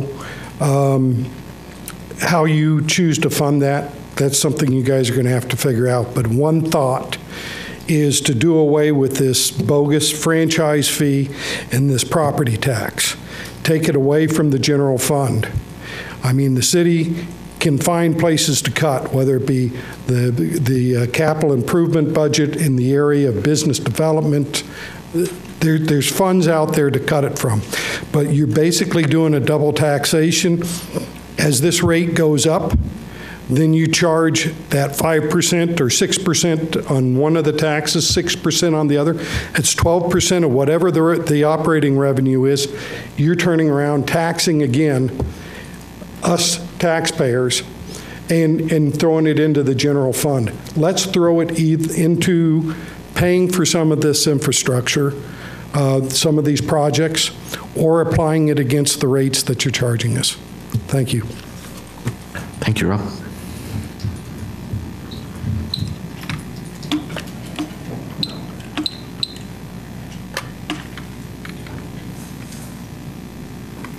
Hi, my name is Warren Bowman. I live at 644 North Monroe Boulevard.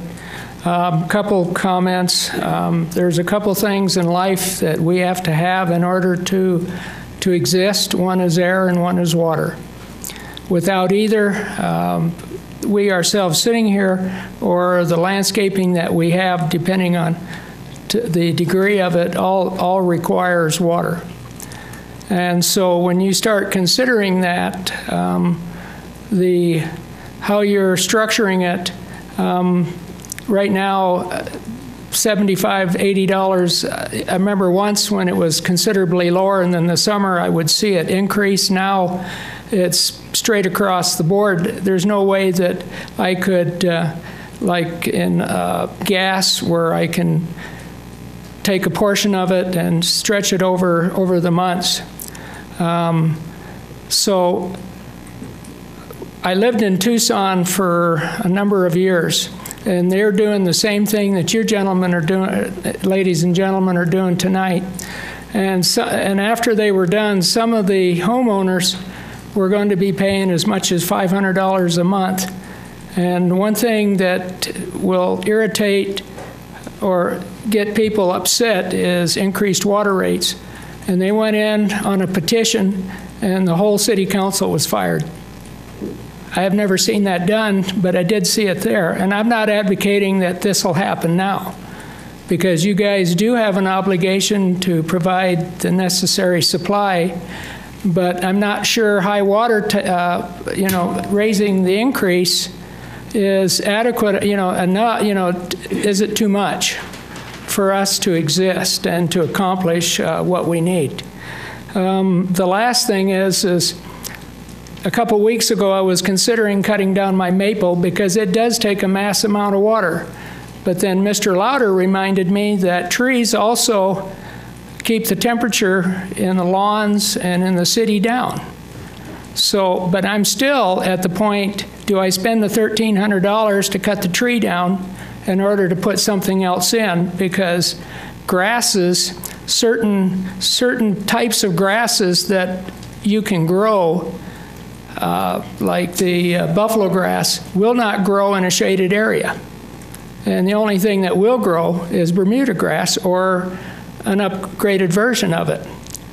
So anyway, my concern is that we're at a point, if the prices go too high, guaranteed people will start not watering their lawns, and then the city enforcement will then step in to fine them. And I'm not on secondary, I'm on culinary water. So I've done everything I can, and I'm still working with 40 to 50,000 gallons of water in the summer, and I'm sure the maple is taking most of it. So anyway, thanks.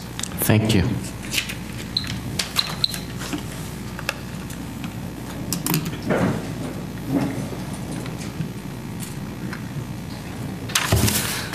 My name is Bob Bullough. I live at 2546 Brinker Avenue.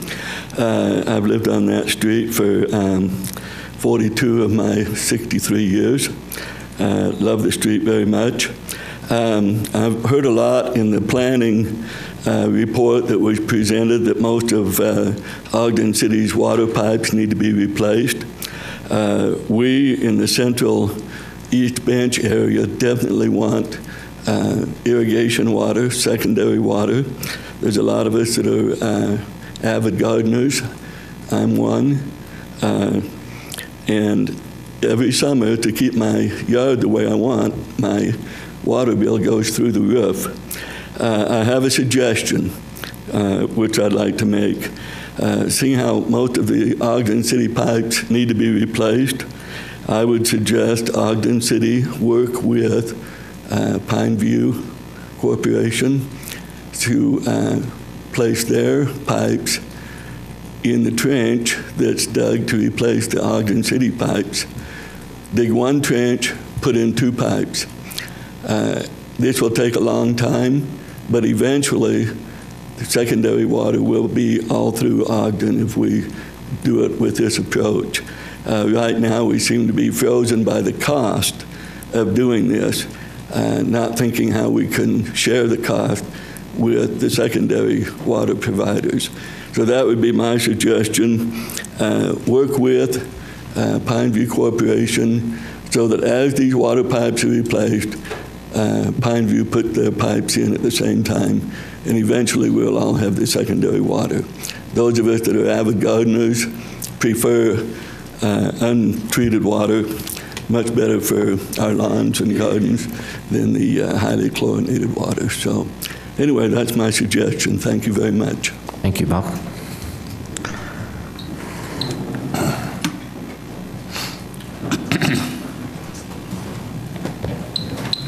Hi, my name's Stephen D. Thompson. I live at 729 25th Street. I want to start out by thanking the City Council for the opportunity to address you. I'd in particular like to thank Susie Van Hoosier, Amy Wicks, and Neil Garner because they've given me a significant amount of their time over this issue, and it's greatly appreciated. I want to start out by saying I'm adamantly opposed to an increase in water rates any way, shape, or form. In saying that, I realize I'm not going to get what I want.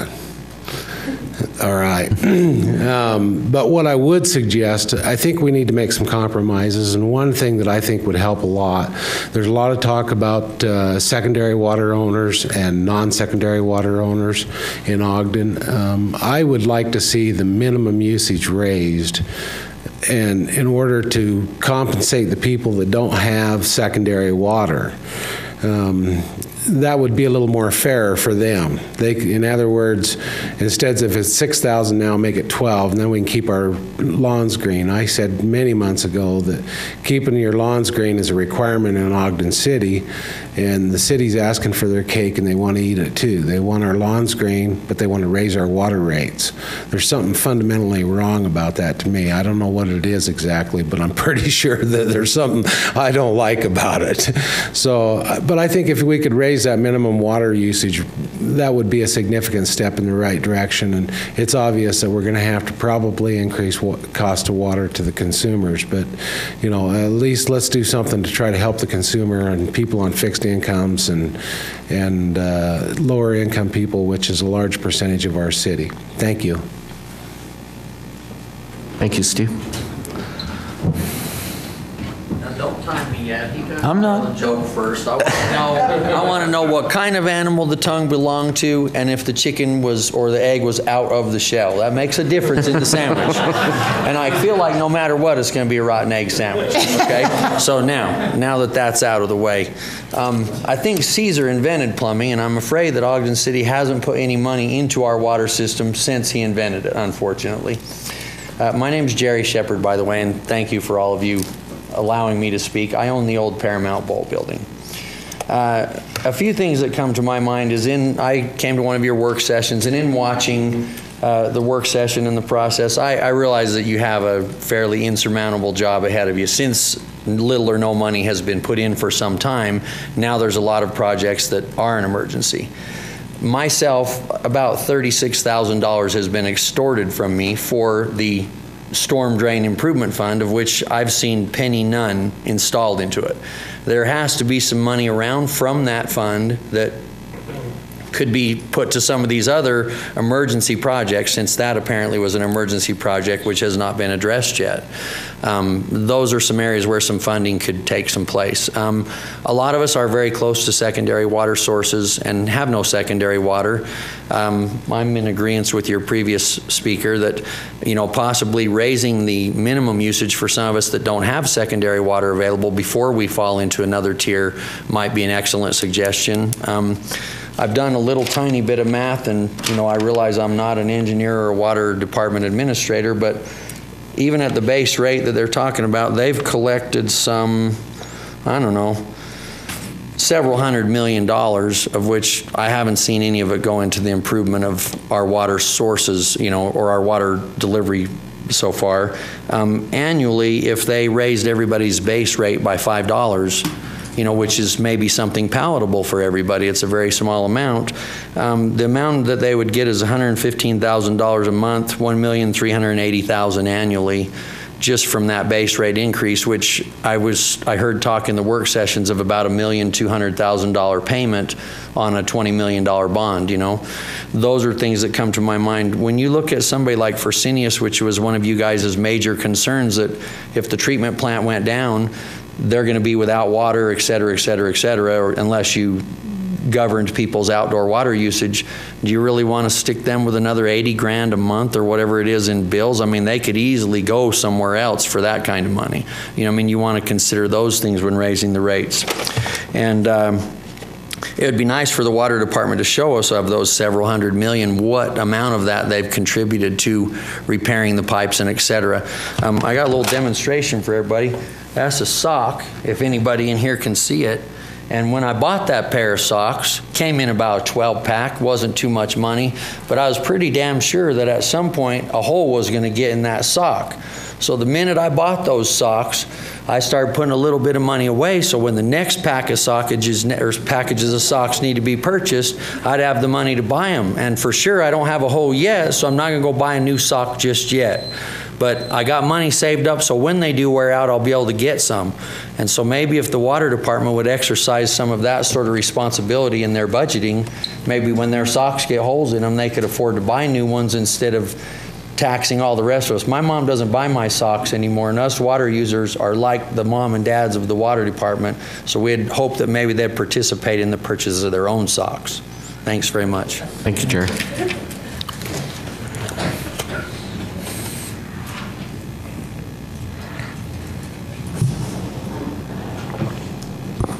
Evening, Mr. Chair, council members. John Thompson, 1506 24th Street, Ogden. Sometimes I scare myself.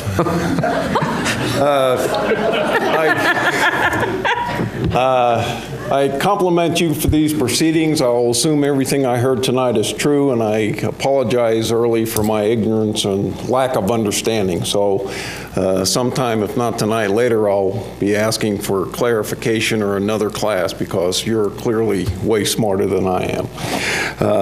With that said, two things up here tonight hit me, simple and being fair.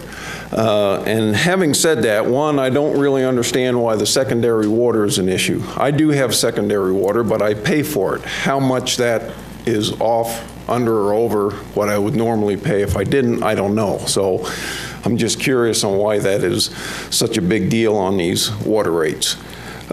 Two, I don't understand the pipe meter, size of the pipe issue. To me, it should be the quantity used, so whether I use 100 gallons on an inch pipe or 100 gallons on a 5/8 pipe, why is that a big deal?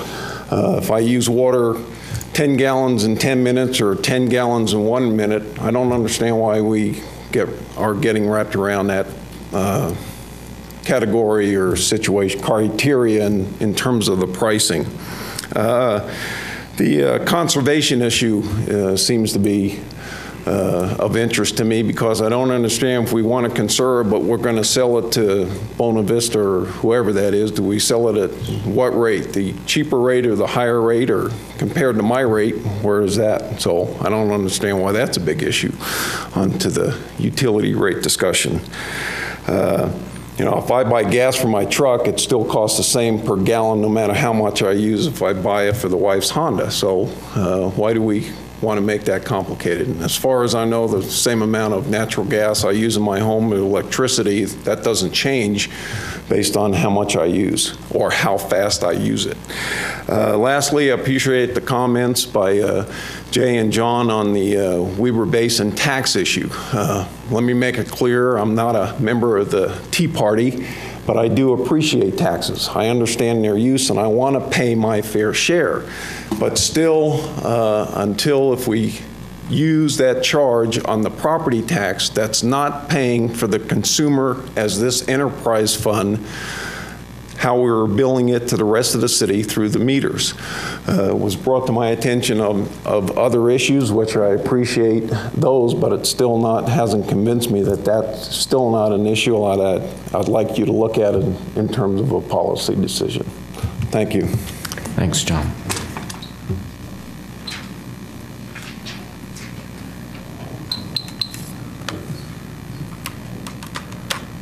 Further comments?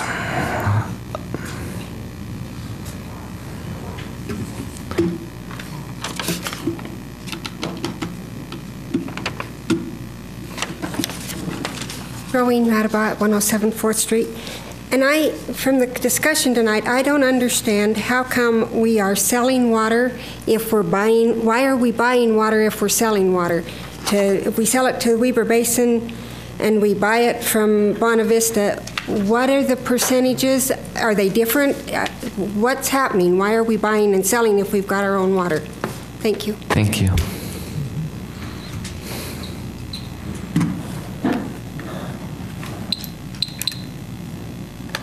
My name is Bill Bennett. I'm with Alsco, American Linen. We're the second oldest business in the community.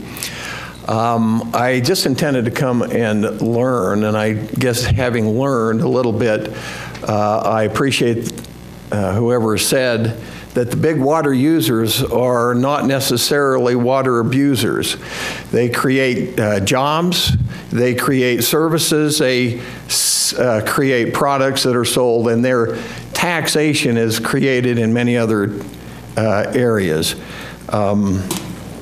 In our case, we collect BOTs, we collect contaminants in the water to one place and pay a healthy fee that the city doesn't pay to send that out to the Weber treatment plant.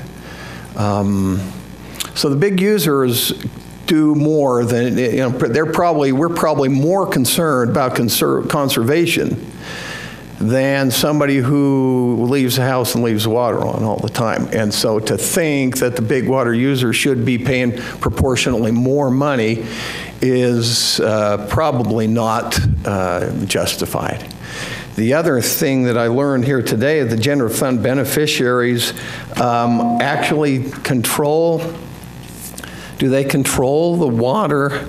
We're paying 5% of the water we sell, and so those people who govern how much revenues are generated really control, they have an incentive to increase the revenues or the water flow. Am I reading that right? So, that ought to be looked at. So I think that's all I have to say. We certainly need water. We use about 1.2 million gallons, and we know exactly what we use and what happens to it when it comes into our facility, what's in it when it comes into our facility that we didn't put in there, and what we have to pay to take out of that water when it leaves the facility. So I've learned something, and maybe I've informed something too. Thank you.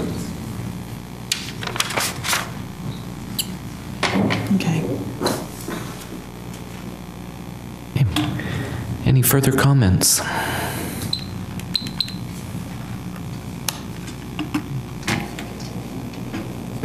Any further comments from council staff? I don't believe so at this time. I think it would be appropriate if you're ready to proceed with further discussion or not. I think that's a question. Then Mr. Dieter would be invited back in order to help you go through the scenarios that you'd like to identify as the direction for the ordinance. Could I just ask one question? I mean, we had some questions that is there going to be some sort of process to answer some of these questions? So I think the intention was to gather the questions. If there are new questions that haven't been addressed, that they would be addressed either tonight or at some near future time. Correct. So I think it would depend on whether or not the administrative staff is comfortable with answering any of those now, or if they'd like some time. Okay. Well, let me ask. Would administrative staff be able to or willing to come up and answer some of these questions at this time, Mr. Johnson? We could probably answer some of them. I was getting a sign that it was either Steele third or yes, so I don't know which it is. So I don't know if that's Justin and Mark that are going to come up and give us a few answers. Some of them we may not be able to answer tonight, but we'll try and answer Yeah, I was ones we thinking can. even if there's some that we can answer, and then we'll invite Mr. Dieter to come up right after that. Okay. Yeah, I think some of them had some pretty simple answers that we should. So we'll invite. It's not a reflection on you guys that they said simple answers. That's what we deal with best, you know. Straightforward answers. Straightforward. They're color coordinated tonight, too. First of all, I'd like to address the gentleman at 2546 Brinker. I believe it was Bob, was his first name, who had the idea of working with Pine View as we replace our pipes to put them in the same trench. We, dictated by the Division of Drinking Water, have to have so much separation between pipes, between culinary water and secondary water. However, if that could be coordinated to, even though we may not be able to be in the same trench, do it at the same time, we could share in the cost of resurfacing. But as far as being in the same trench, we're not allowed to do that with the Division of Drinking Water. Justin, do we usually go out and work with the secondary water providers if we're doing a project? Say, are you interested in doing something in this area that we could work with you on that? Not typically. It depends on the area. However, the difficult part of that is water rights. Are we able to bring the water rights to a whole area? Because it's not just one customer we can take that to. We have to essentially take it to a large amount of individual customers, and they would have to essentially pay or share in that cost to get by those rights. Mm-hmm. The residents would have to pay for that. Correct. That being the cost. Okay. Correct. I don't know. A lot of the comments Mark Stratford, the city attorney's office, really are just involve kind of policy questions, and so it's a little difficult to respond to some of those as far as how much debt we go into and whatnot. I think two of the things that I might be able to address, first of all, are the advantage of a tier system, and why we don't just maybe do one rate for everybody, and why at least the group that's been working on looking at these thinks a tier system makes sense. Tiers allow for separation of use or separation of charges based on what seems to be reasonable amounts of use. And as Councilman Heyer mentioned, in the past, there may have been a goal of penalizing or of charging rates to conserve water. And in essence, using that as a hammer to force conservation.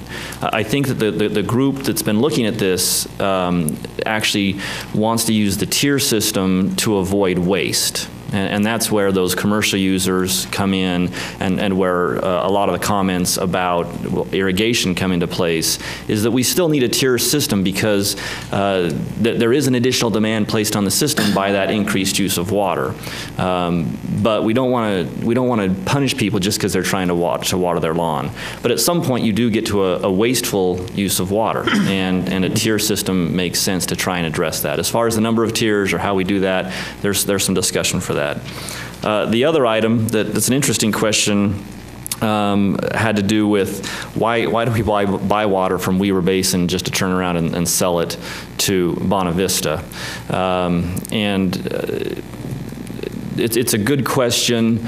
It's mostly involved with long-term planning versus what we do with that resource currently. From the day the city started, people have been trying to plan for future growth and to prepare for that. And in the process, we acquire water rights, we provide for treatment facilities, we drill wells, and we also buy water from Weber Basin. Part of that has to do with physical realities, that it was hard for us to get water to the south part of the city. Weber Basin had a treatment plant there, and we were able to get it from them easier than we were able to provide it for ourselves. Well, the water we provide to Bonavista Vista actually goes to the north end of the city. So it wouldn't make a lot of sense to buy Weber Basin water on the south end of the city and then send it to South Ogden City. I mean, that wouldn't make sense for anybody.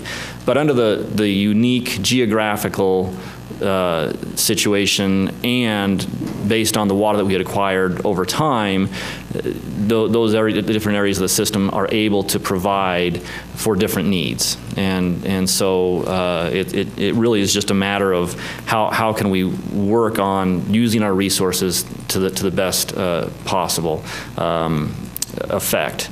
And I guess just the final thing I'd like to say, just so that everybody understands, I mean, the fundamental principle of water law in Utah is maximum beneficial use. That's what the state policy is designed to encourage. It's designed to have people use water for good things and to use the appropriate amount of water to do that, but not to encourage waste. And really that's what the water rate system as proposed has been set up to do, is to try to encourage the maximum beneficial use. I may have answered more questions than were actually asked, but. Mr. Stratford, let me ask you just one more that we may have to do some more research on, but it was the gentleman from 152 West 2nd Street that was talking about, many, many years ago with Renstrom and City Council. I can't directly answer how or why water rates are charged. Potentially Pineview, for example, is charged to somebody who doesn't receive Pineview water. I will say this, however, Mr. Arrington provided an explanation about why the culinary water charge from Weber Basin shows up on people's property tax bills. To the extent that those other charges show up on somebody's water bill who doesn't receive secondary water, unfortunately, the council doesn't have a lot of control over what happens there. And so, the push could potentially be, with the water companies themselves, with Pineview Water, with somebody else to change that. But I don't think that there's a position in this discussion, or really hardly any other discussion, for this council to force that to change. Certainly we can try to partner with them to bring secondary water to more people, but the way that system is set up, it would take either some kind of legislative change at the state or some kind of change within the government of those other entities, I think. Thank you.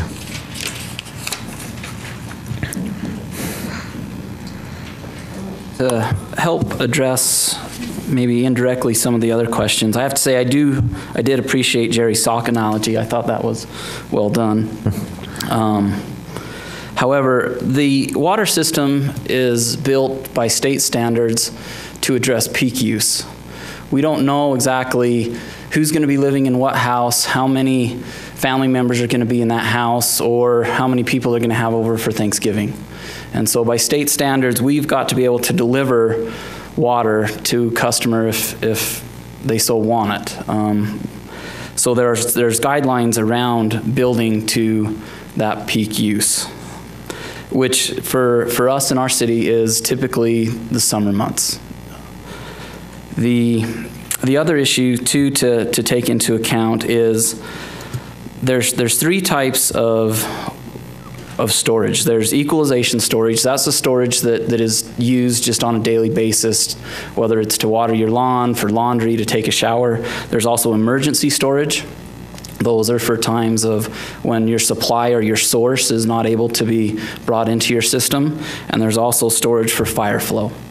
And for emergency storage and fire flow, we don't know when that's going to necessarily happen, but it needs to be available for anyone who is in that situation. Are those just quantities, or are they in different physical locations? No, those are the quantities of storage in our storage reservoirs. In the reservoir, you got to count for this. There's calculations. The fire marshal has his calculation to figure out how much storage for fire flow. There's state standards for emergency storage. And then the state also has standards for the equalization that we follow and design to. So those are some of the issues with the water system as far as being able to deliver water. One more question that goes along with Jerry Shepherd's question is the storm drain improvements. I've seen pictures that you've shown of storm drains, and his concern was hasn't been anything done, but can you talk about maybe a few that have been done? Yeah, there was a line on it was called the Echo Storm Drain Line. It typically ran up off of 36th Street off of Brinker and slowly drained to the northwest. That was an old line that was put together by basically cutting some barrels and using barrels in a ditch, and it got covered up, and at one point a pregnant woman mowing her yard fell into it, and so that was a recent project. She ended up being okay, but that was a recent project, and we addressed a few years ago is addressing that line. There's also some other needs, but as far as I don't think I'm the right one to answer if funds can be moved from one account to another. I thought you said that he had a $250 bill every month for storm water, if I'm not mistaken. And I guess the question is, why is he being charged that for storm water? Storm water has what is called, and I believe Jay addressed this, is an equivalent surface unit. And so what has been calculated is a typical resident, it was determined on average in our area, is 2,600 square feet of impervious surface. And so residents are charged 1 ESU, that's on average. And however, businesses and commercial entities that have larger impervious surfaces are figured out to pay their total area divided by 2,600, and that equates their ESUs, their equivalent surface unit. And that's how they're charged. And that's how they're charged. I mean, it isn't actually that we're going to come in and fix their sewer. I think that's what people are assuming when you say sewer. It's because of the surface that they inhabit on their property that causes this charge. Is that correct? Yes, and everybody is charged that. And some people will say, well, I don't necessarily discharge all that into the storm drain. However, as a city, we have requirements to meet by the MS4 permit, which is a municipal separate storm sewer permit issued by the state that's overseen by the EPA. So we have water quality standards we have to follow. And we also, people like to be able to, when it's raining, get out on the road, be able to drive and do so in a safe manner, be able to have emergency services arrive if need be in a storm event. So those funds go towards the sizing and maintenance of the pipes, our storm drain system. Also, we recently have brought to the City Council for approval a proposed storm sewer master plan as well that identified some needs throughout the city. Follow-up question to Susie's. You're aware that we received a little note from Kim Olson about storm water, but there's no stormwater drain anywhere near them, but they're still getting charged that. Is that addressed anywhere? Is everybody just getting that ESU or ES, whatever it is, and whether they use it or not?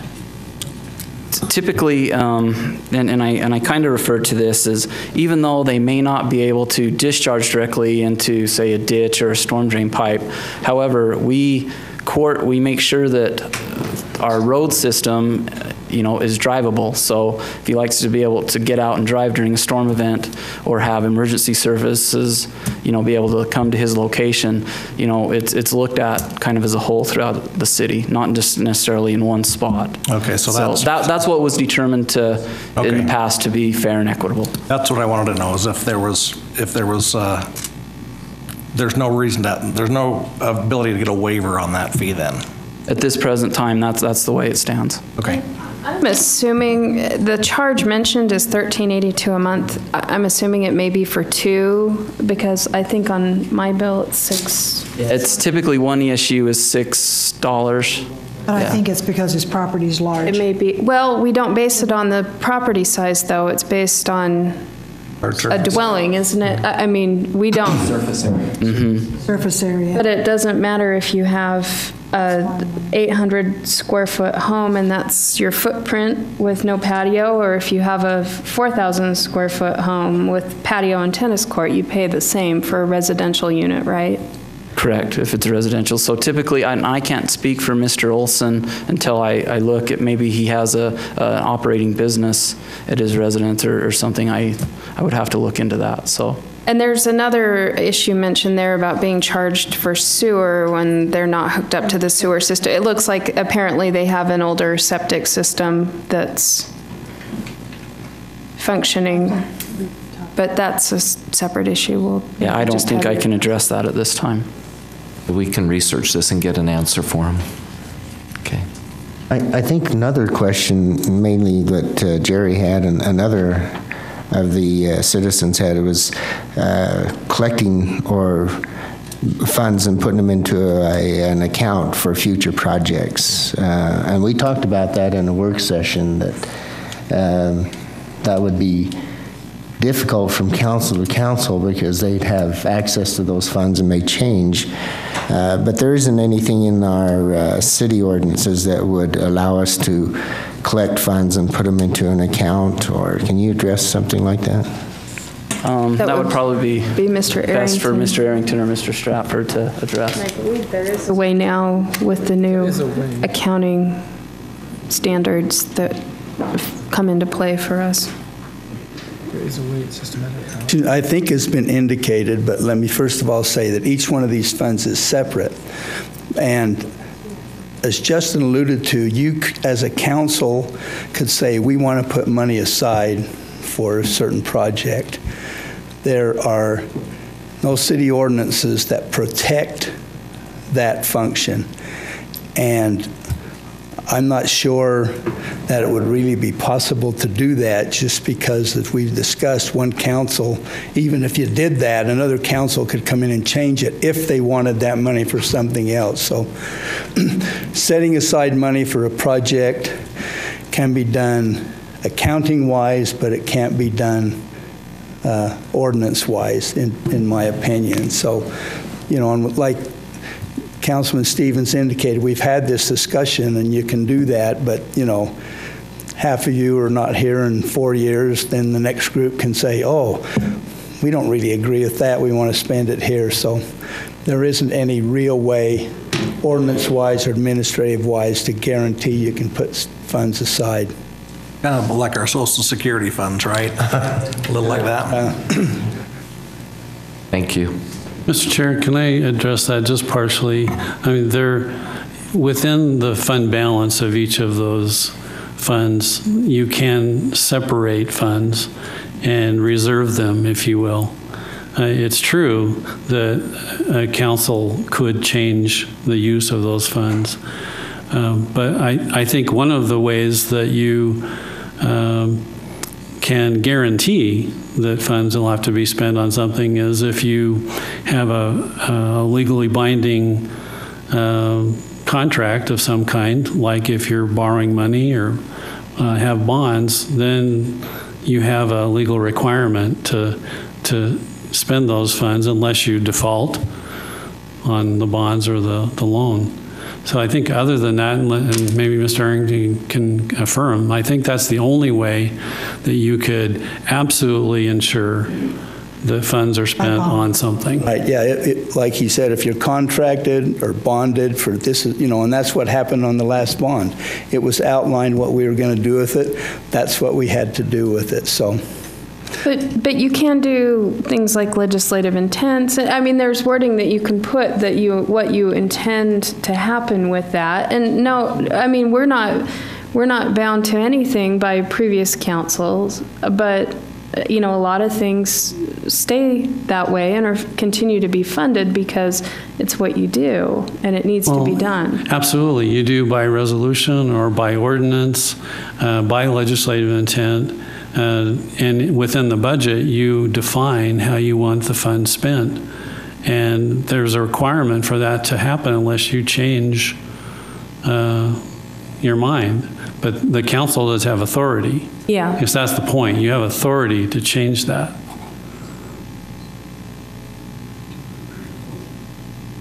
you. I realize it's uncustomary, but on the question of the storm drain fund, I had actually had some pretty heavy discussion with the water department when that came up. My concern, and I might not have been clear about that, wasn't that there is a fund. My concern was that the fund was $6, $6, $6. Then they said, wait a second, we need to repair the storm drain infrastructure, so the rate needs to go up to $255 a month. That wasn't like a 10% or 20, that was like a 2,500% increase. That's a commitment for life, and none of the money has gone to repair anything other than a barrel buried in a ditch. Yeah, we'll try to get you an answer, Jerry. Thank you. Okay, further comments from council members? We'll ask Mr. Dieter now to come up then.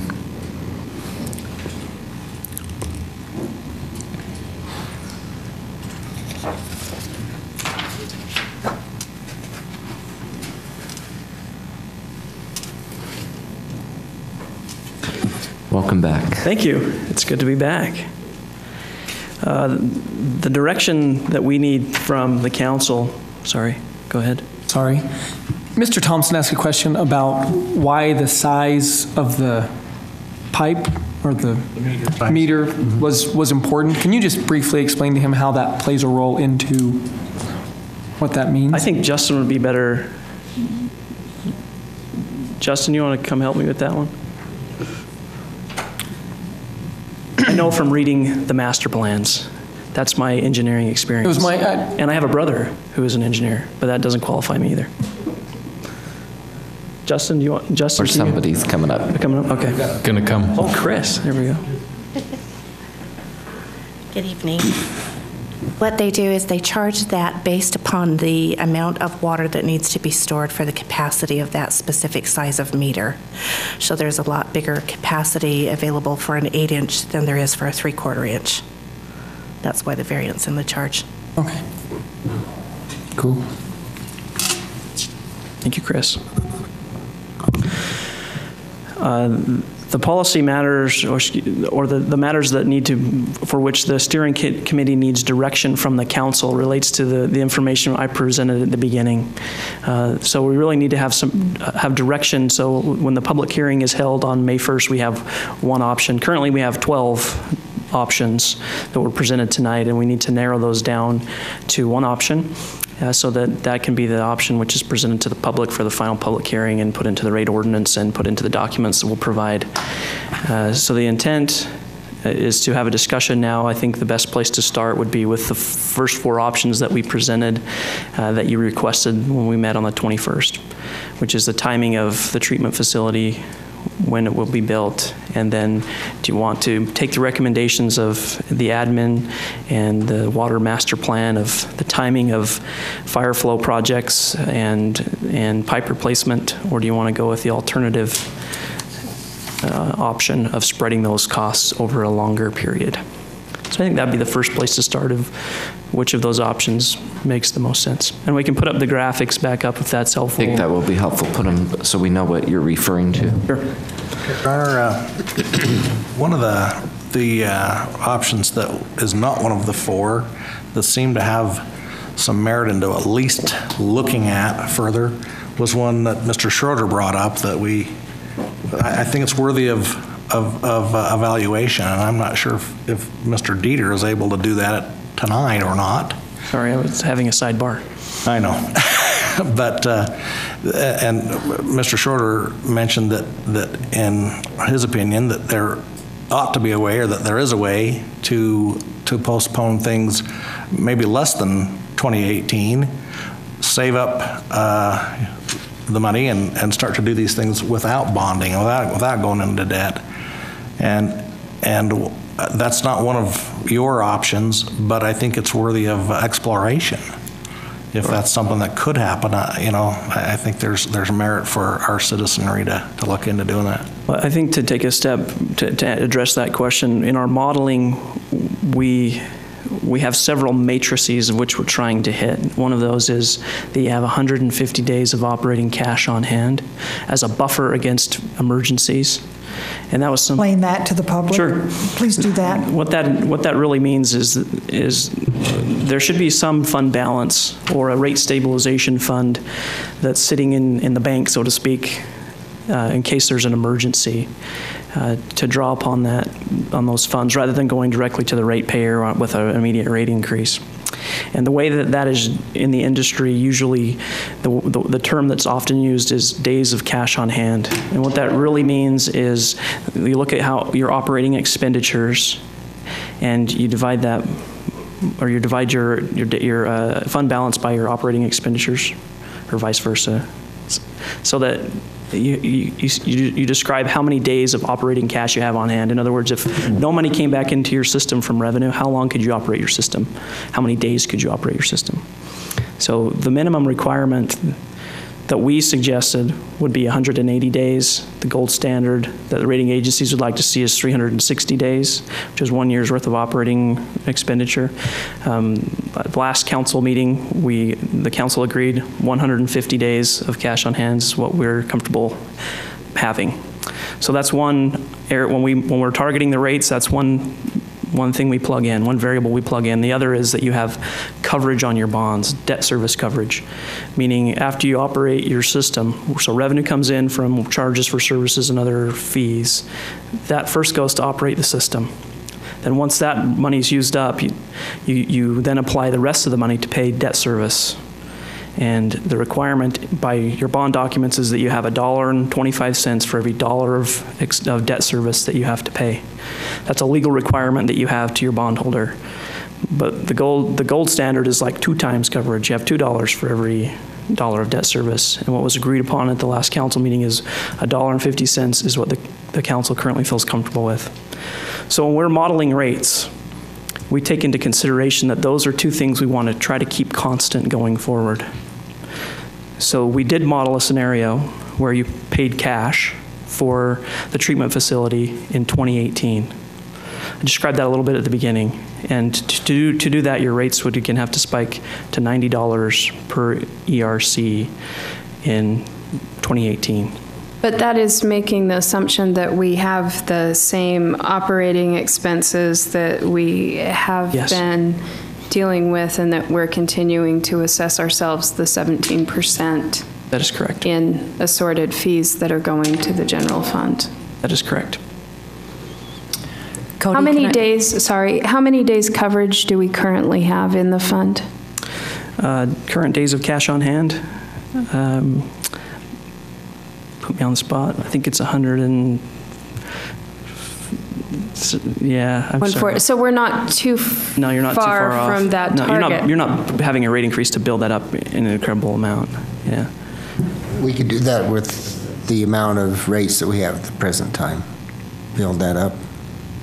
If the rates were to stay the same as they are today with no adjustments, you wouldn't have enough to, I mean, you have enough for this fiscal year, but in future fiscal years, if you need to build any of these facilities, you would not have enough to make that work. The very first work session we did a long, long time ago, we showed what it would be if you didn't do anything and tried to fund these projects, and it was kind of a silly exercise to show you, do nothing and build all these projects, and it wasn't feasible. But that was a long time ago. Yes. So Cody, I just have a question. I'm kind of sidetracking you a little bit. You talk about the gold standard, the 360 days, and the 2 times coverage. If we actually had that, would it change our bond rating? Could we get a better bond rating? The likelihood that I can never say for certain 100%, but yet you would likely get a better bond rating. There's a strong likelihood that with 2 times coverage and 360 days of cash on hand. What Standard & Poor's presents, who's one of the rating agencies, is they look at all the ratings that they provide for water and sewer revenue bonds, and they show you what's the mean or median days of cash on hand and coverage for those who are in each of the rating categories. And based on that information, the more cash you have on hand and the better coverage you have, the higher, there's a strong correlation between those 2. But there are other considerations that they take into account, but those are strong indicators of where your rating would be. Yeah. Do you know what our current bond rating is? The last bonds, do you know, Laura, what they were rated in 2008? Yeah, I don't remember off the top of my head. AA plus. No, it wasn't. It probably wasn't, but we'll find out. Laura has got her computer. She'll find it really fast. wasn't expecting that question. Yeah, that's fine. Sorry, let me show those scenarios. So if we were able to pay cash, save up and pay cash for the filter plant, you would have put that in your options as one of the options we'd be considering? Yes. Yeah, that was an option that I didn't present tonight. It was presented to the steering committee. And again, that would raise rates significantly over the next few years with, again, as Amy brought up, the assumption that operating expenditures continue in the same levels they are currently, inflated at whatever the CPI inflation is. And that's with absolute no bonding? That's with no bonding, okay. Yeah. And is there a hybrid, like a smaller bond and larger cash? Yeah, maybe I should describe in a little more detail how our modeling works. What we build is in Excel a model that has several variables, as I've discussed, those days of cash on hand, coverage, and basically what we tell the model to do is give us the lowest possible rate that you can by changing how much you charge annually. So in essence, we look at 2022 and say we want that ERC charge per month to be as low as possible by changing the rate and by changing when and how much you bond. And it goes through iterations and finds out the lowest possible rate in 2022 that you can have. And so it sizes the bonds accordingly, and it makes sure that you have those matrices set of 150 days of cash on hand and 1.5. So it really is doing that already of a hybrid mix. It's finding the most optimal solution that you can find with the variables that we tell it to consider. So these options are a hybrid. Some of the projects are paid with cash and some of them are paid with a bond. So we do that. Because our goal is to have you have the lowest rate you possibly can. The other piece of information we have fed into it recently is this 5% cap of rate increase per year. So that the model, what it wants to do automatically is say, well, just have one rate increase in year one. That's the best way to have the lowest rates long term. But it requires either an 18 or a 30% increase depending on the scenario in 2013. So we've put a 5% cap each year. So these are the four options that are available, and we would like some direction from. You want to go back a slide? Or I guess it's the same four, but that's easier to read. Yes, sure, yeah. So I guess I just want to throw this out. The slide where you have all the numbers, and I mean, that's the first time we've seen that, and I'm one that sort of needs to mull things over. I'm not sure I want to commit to a direction tonight.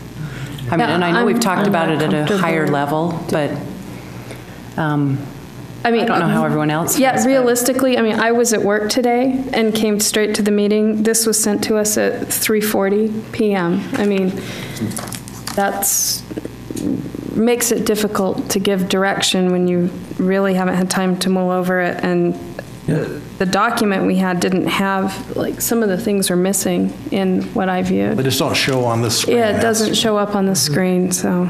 And I think it's so important that we consider all options and look through it and come up with a program that will be fair to everyone. The parameters of fairness would be different, but at least it would be fair to the majority of the citizens. And I agree with. I was going to say we anticipated maybe that we're going to need to look at this a little bit more. So, Mr. Cook. Based on the discussion with council leadership and anticipating that you would have a lot of public input tonight and need some time to consider the feedback and the information that's presented tonight, you asked us to look at options for you to meet another time to have the discussion. The next opportunity for you to do that is next Tuesday in a work session setting. Given that you've concluded your public input, it would give you an opportunity to take a look, receive more input if desired, through email or in other ways. And then I think you have a couple of other items that are on the agenda that evening, and you have a regular council meeting as well. But it would give you at least a couple of hours, I believe, 2 to 3 hours to finalize If you want to stay on the schedule that you set, by next Tuesday is the latest that you can give some direction in order for an ordinance to be drafted, which would have to be made public on that following Friday, next Friday, to set a public hearing the following week. The feedback that I've received from some of the council members and speaking with others on the council, I feel that that's probably prudent that we do that, just to look over the information, listen to the information that we've been provided today by the citizens, and take some time to really look this over. So I do suggest we do that next week at a work session. I just had one more question, and I don't even remember who asked it, but somebody mentioned borrowing from the sewer fund. Is that? I'm not sure about the mechanics of that, and maybe it's something that needs to be answered Tuesday, but. I think Mr. Arrington could answer that, or other administrative staff. I guess as he's coming up, just to indicate that when you borrow funds, from a different fund, you still pay interest. So there is a cost to the money, and there are limitations as well. I don't know if you can cover some of those. But as long as there's funds, and actually these cash requirements, which Cody mentioned, we've been talking about the water fund, apply to the other funds too, because we have bonds in them. But it is possible for one fund to loan money to another. As Mr. Cook indicated, there's still an interest rate, and then theoretically and best would be that there's a repayment schedule, so I'm not sure which is the best method. And once those funds are borrowed, and if you all of a sudden need them in that fund, then getting them back, you would still have to address that in the fund that borrowed it. So it is possible, requires internal legal loan documents, just like we're borrowing from the outside, so that it meets all our audit standards about recording what's actually on the books. Would the interest rate be the same then? With the what? Would the interest rate be the same as the outside? That really is a negotiable thing. It could be, or it could be less, but the thing you got to realize is that if you take money from one fund that right now is earning interest at a rate, and you don't meet that rate, then you're taking revenue from that fund. So there are variables in there that you'd have to consider. That's why there generally is an interest rate charge between funds, because you're taking that opportunity for them to invest it and earn interest. How about the origination fees and all that, the legal documents? Those would probably not be in effect, because you're not going out to the market. And I mean, those documents, we have done them in the past, can be drawn up internally. So those type of fees and marketing to the outside, those wouldn't be in there, but. I guess a related question for you would be, is there an anticipated use for those sewer dollars on projects? And you're going to have a sewer master plan next year that will identify all of the projects required. So I think it would be difficult for you to borrow money now without knowing what's in the plan and adopting the master plan for that. Just as a thought. Chair, Laura had an answer on the bond rating if you wanted to hear that tonight. Your current bond rating on your water and sewer revenue bonds is an A2. Rating agencies go from AAA is the highest, then AA, single A, and triple B or BAA. Different rating agencies use different nomenclature. Within each of those broad categories, and there's, with this particular rating agency, it's a A1, A2, A3. So an A1 is better than an A2, and A2 is better than an A3. So if you look to where you could reasonably step up, if you would be considered a rating upgrade if you went from your A2 to an A1. From your A1, then you would go to a AA3, and you would get some interest rate benefit from going from an A2 to an A1. You would get the most benefit from going to an A1 to a AA2. And again, the things that Cody was talking about in terms of days cash on hand and debt service coverage and that kind of thing, all of those ratios play into that. Thank you. Okay. Chair, I have one more question for Cody while he's chomping at the bit. When you presented your tier plans, you showed 5 when I think pretty clearly we were talking about 3 in the work session. How did we jump clear to 5 again? It was more in the discussion after the work session and in the steering committee. Those just seemed natural places to put the tiers.